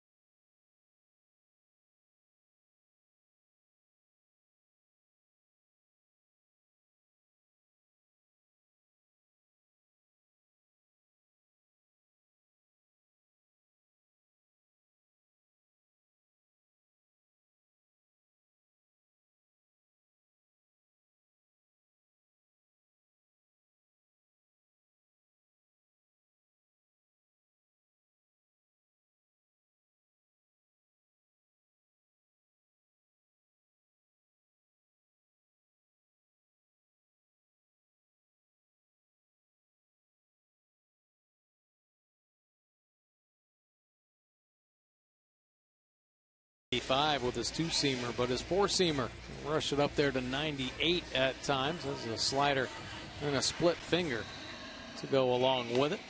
30 games. This will be his 31st appearance for the Blue Jays. Called up back on May 8th and has not been sent down since, really establishing himself in this middle relief role. It's hitting just 188 overall.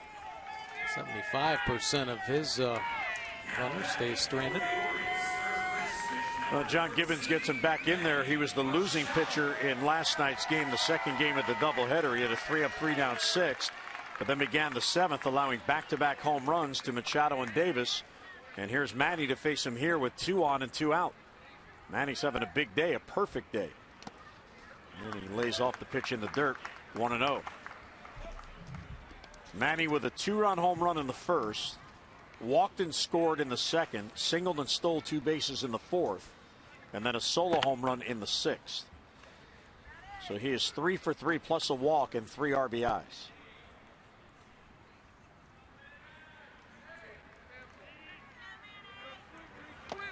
And Lays off again, ball 2.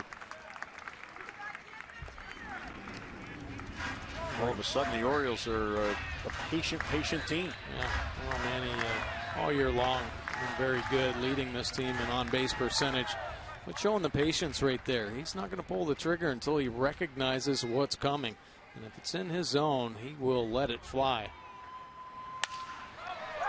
Right through the umpire there, nicely played by Barney, and he gets it to first. Kerwin Danley was able to get out of the way and avoid being hit, and Barney not bothered. So the O's strand 2, we head to the 8th in a 2-run game.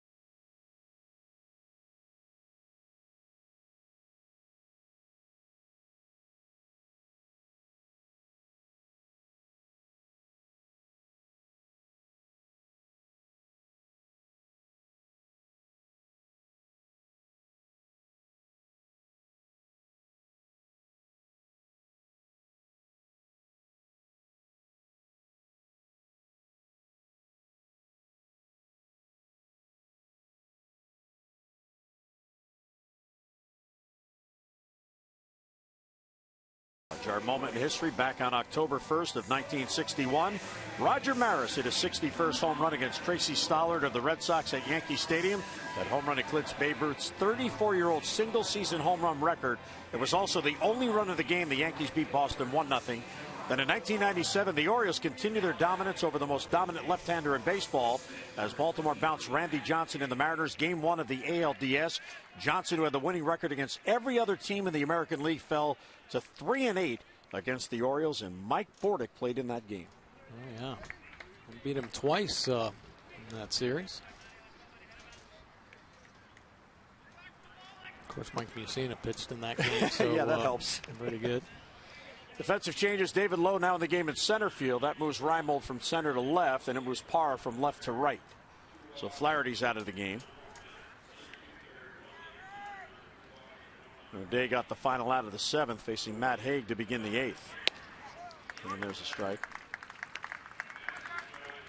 That Roger Maris game, not well attended at Yankee Stadium, and most of the fans that bought tickets congregated in right field hoping he would pull it, and he did. Mm-hmm.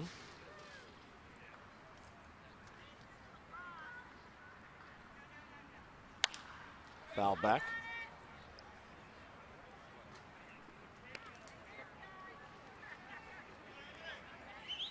If I remember correctly, it was the last day of the year. I was very young. I think I was 3, but my dad worked the game, so okay. I have his scorecard at home from that day. And it's outside. 2-2 on Haig with Tolley and Kawasaki to follow.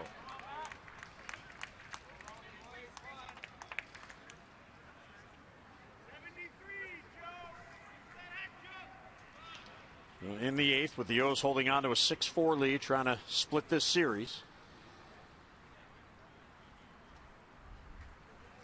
And that's it. Hit by a pitch as that one came up and in.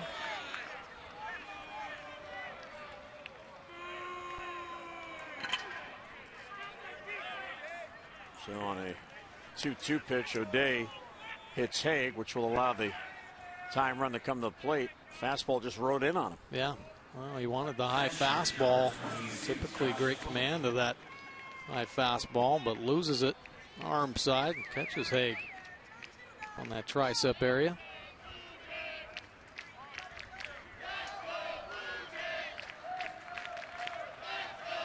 That wakes up the Blue Jays fans who have braved it here at Camden Yards. Here's Tolley, who is 1 out of 3 and now represents the tying run.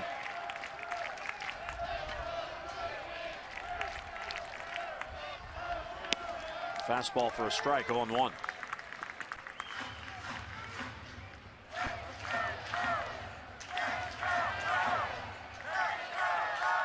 O'Day, the 6th pitcher used by Buck Showalter.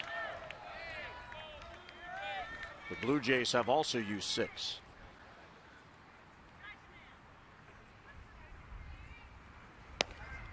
Just outside. Toronto in this game has gone 3 up and 3 down just once. And that was Michael Givens' inning as he came on in the 6th and struck out the side. Buck Showalter's club has gone 3 up and 3 down just once. That was in the 3rd against Jeff Francis. Swing and a miss, 1-2 on Tolley. So 2-seam fastball right there, well located down and away. Going to get hurt very often executing pitches like that. And good movement. That 2-seamer starts on the plate, and you see on the pitch track it works well off that outside corner.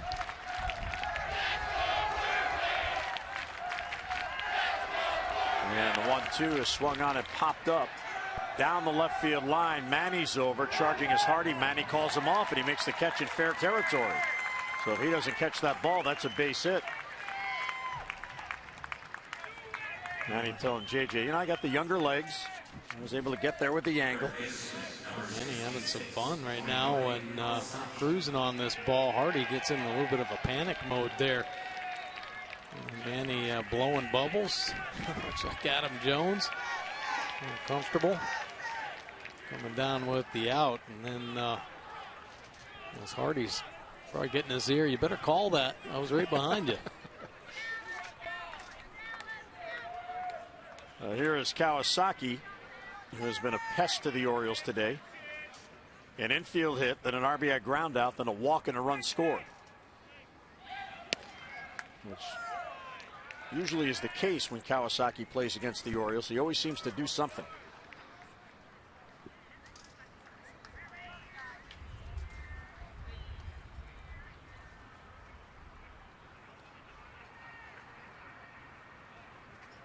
On their first with 1 down now. Outside, ball 2.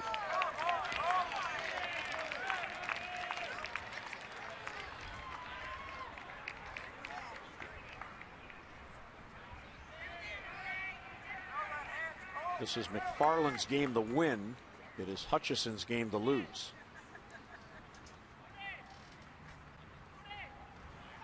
There's a strike. Benton's in there.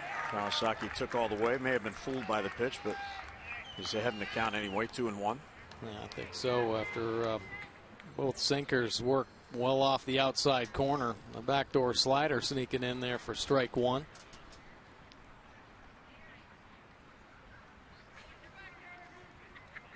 O'Day deals 2-1. Same pitch, broke in there, same result, 2-2. Well, good call there by Caleb Joseph. And Sanchez now getting loose.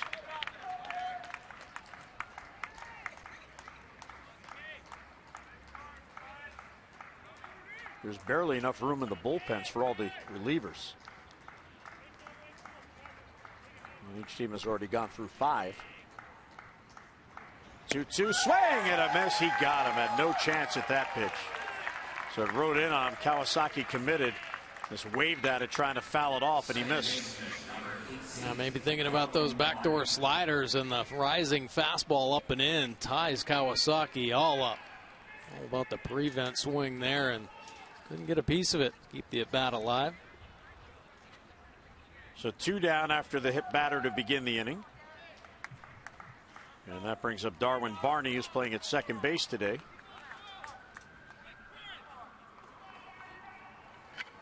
Barney, former Cub, former Dodger, looks at a breaking ball in the outside corner.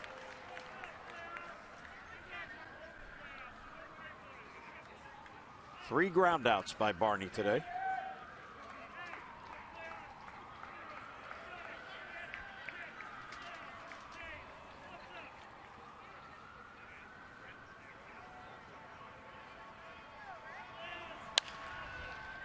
Waits on the breaking ball and fouls it off. O'Day gets ahead 0-2.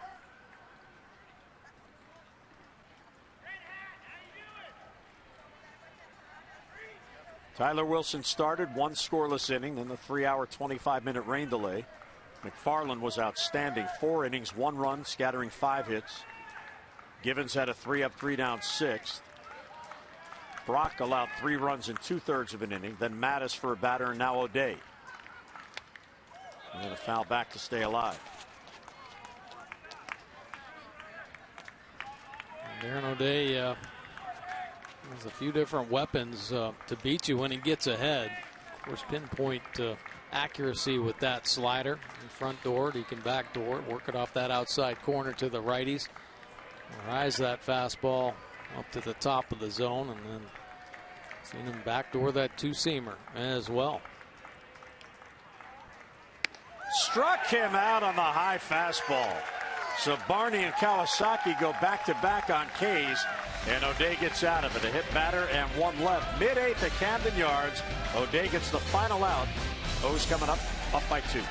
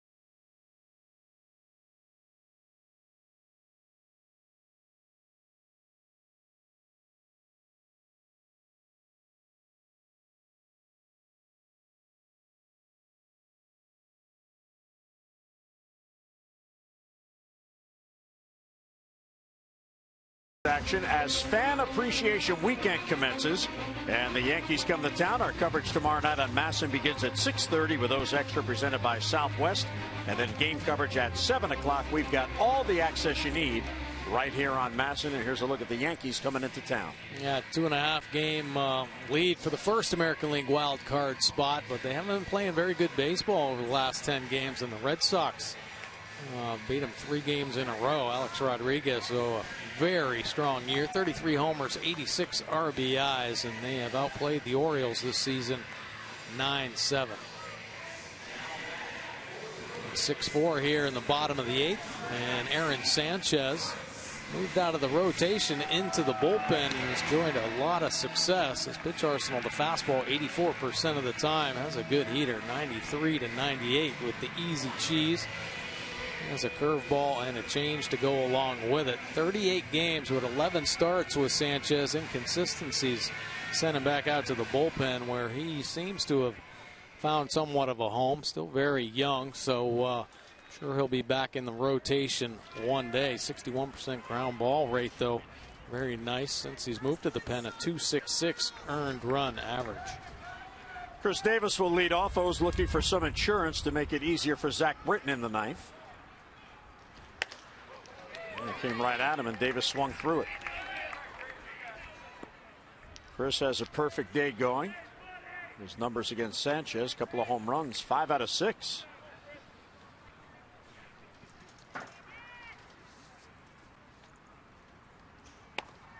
And a strike on the corner, quickly 0-2.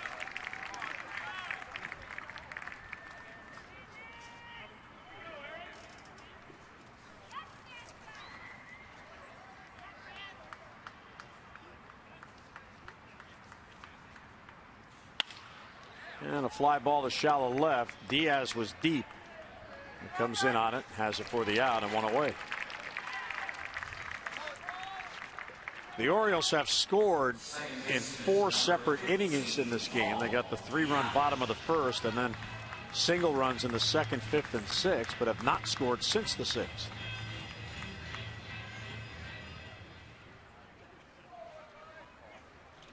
You know it's a loose group down there. They have the talking with the patrolman there, the security in the bench.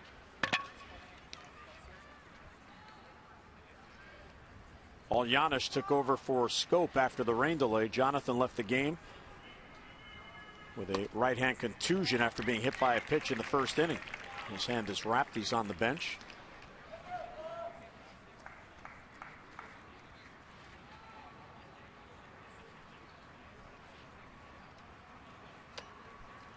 And a good take, 2-1.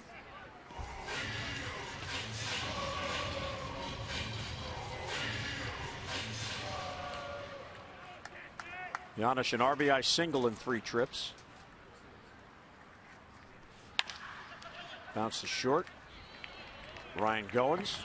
And the throw to first and 2 men down. Goins, real good defender. Very good second baseman over shortstop because Troy Tulowitzki is spending some time on the disabled lists.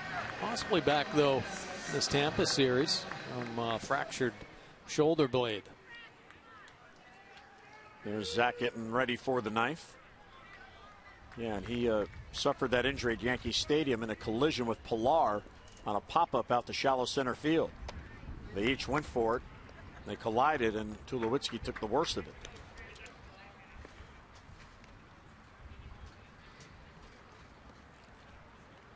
Pierce RBI double in the 1st. He has also walked and scored. Outside corner called strike 1-1. Blue Jays have Diaz due to lead off in the 9th, number 9, then Pompey and Goins. 9-1-2 against Zach Britton.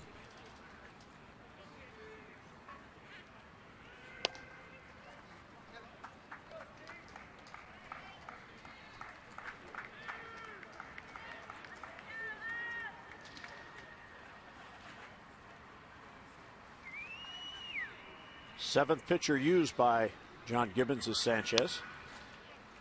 And the count evens on Steve Pierce at 2-2. See that nice movement there on Sanchez's 2-seam fastball. Good velocity as well, 94 miles an hour. And that's why that ground ball rate's so high, over 60%. Good movement down at the bottom of the zone. 2 outs, none on, and 2-2 on Pierce.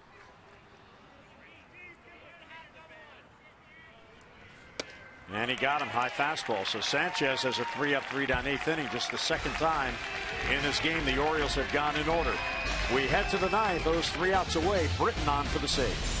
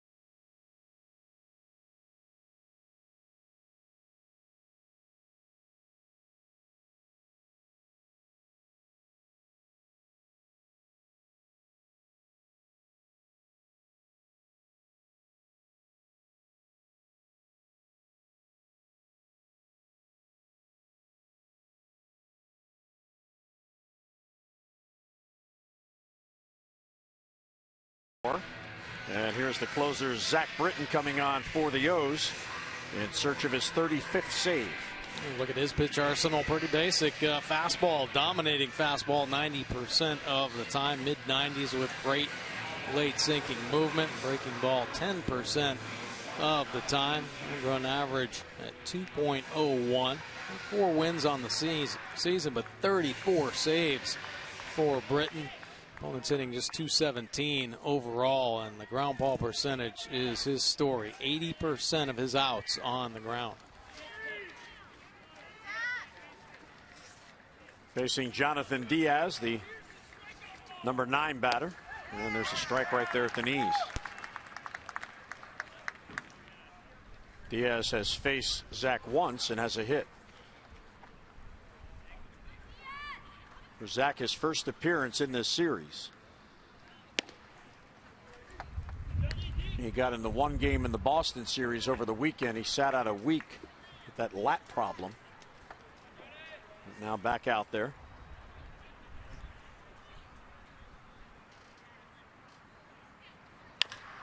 And bounce foul 1-2 on Diaz, who's got an RBI single and a run scored.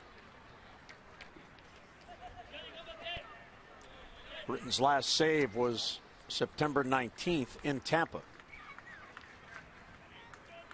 And then the next day suffered the blown save with 2 runs in the 9th inning and a loss.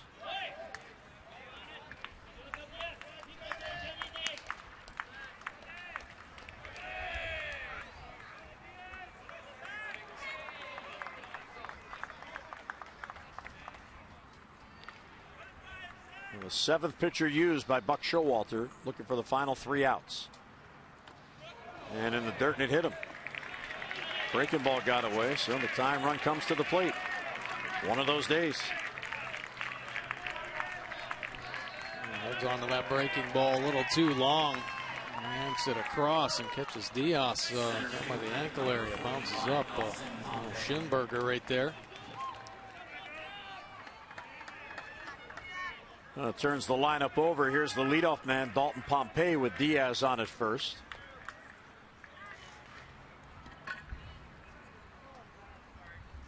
Pompey, a switch hitter, will bat right against Zach.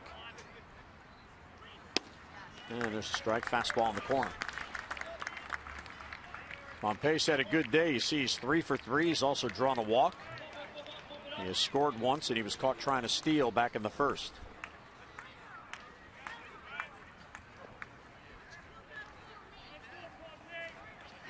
Yeah, pretty good speed as well. So Orioles infield aware of that speed, making sure get that lead out if possible at second base. Try to keep that double play in order. Don't force the issue. Not be too quick. Doubling up a speedy runner like Pompey. Getting some careless mistakes. You lose your focus there. And it's only his 2nd appearance in the last 11 games, so you would expect that maybe his command is not as sharp as it might be.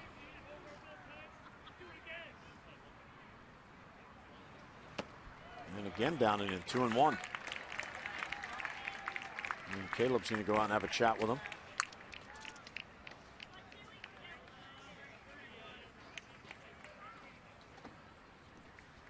Pompey 0 for 2 head-to-head against Britton. When he gets ahead, 2 balls and 1 strike on Zach.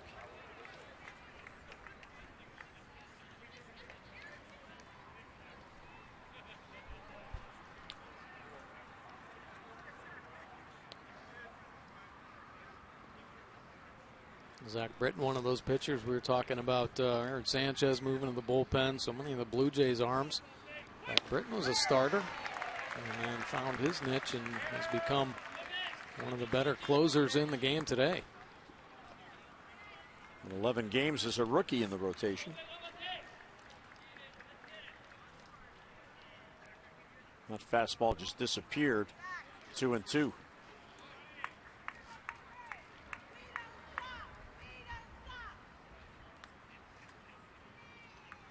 And he did not get him. Foul tip. Caleb couldn't hold on.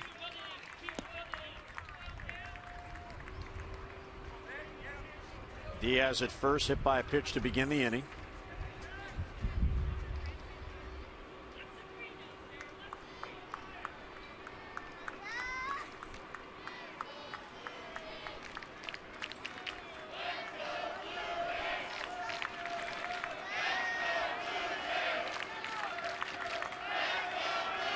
And the 2-2 is a little low. Ball 3. Pompey wouldn't chase.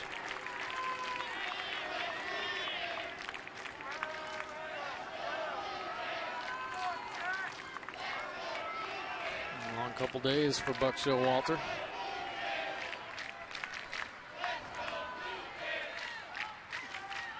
This game is about 20 minutes shy of 7 hours if you factor in the rain delay. And the 3-2 is bounced to third. Manny's got it to second one. Giannis back to first and out at first base. The double play is turned 5-4-3 and 2 men are down. What a turn by Giannis in the middle. A couple nice double plays turned by the Orioles defense today. Ball in the hands of Machado. Hit firm enough. And Manny always pretty clean on that transfer. On the money though. Get it in the chest of Giannis and he'll do the rest. Completes the double play on the speedy Pompey.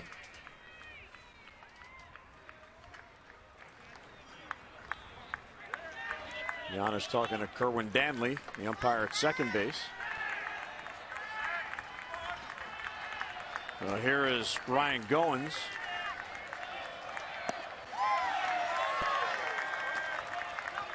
Took over for Cliff Pennington. Struck out in his only at bat in the 7th. Now 2 outs and the base is empty, so the tying run is still in the on-deck circle. And there's the double play. Got rid of the leadoff hit by pitch. Swing and a miss, 0-2. That's the nasty right there. 95 turbo sinker down and in to Goins.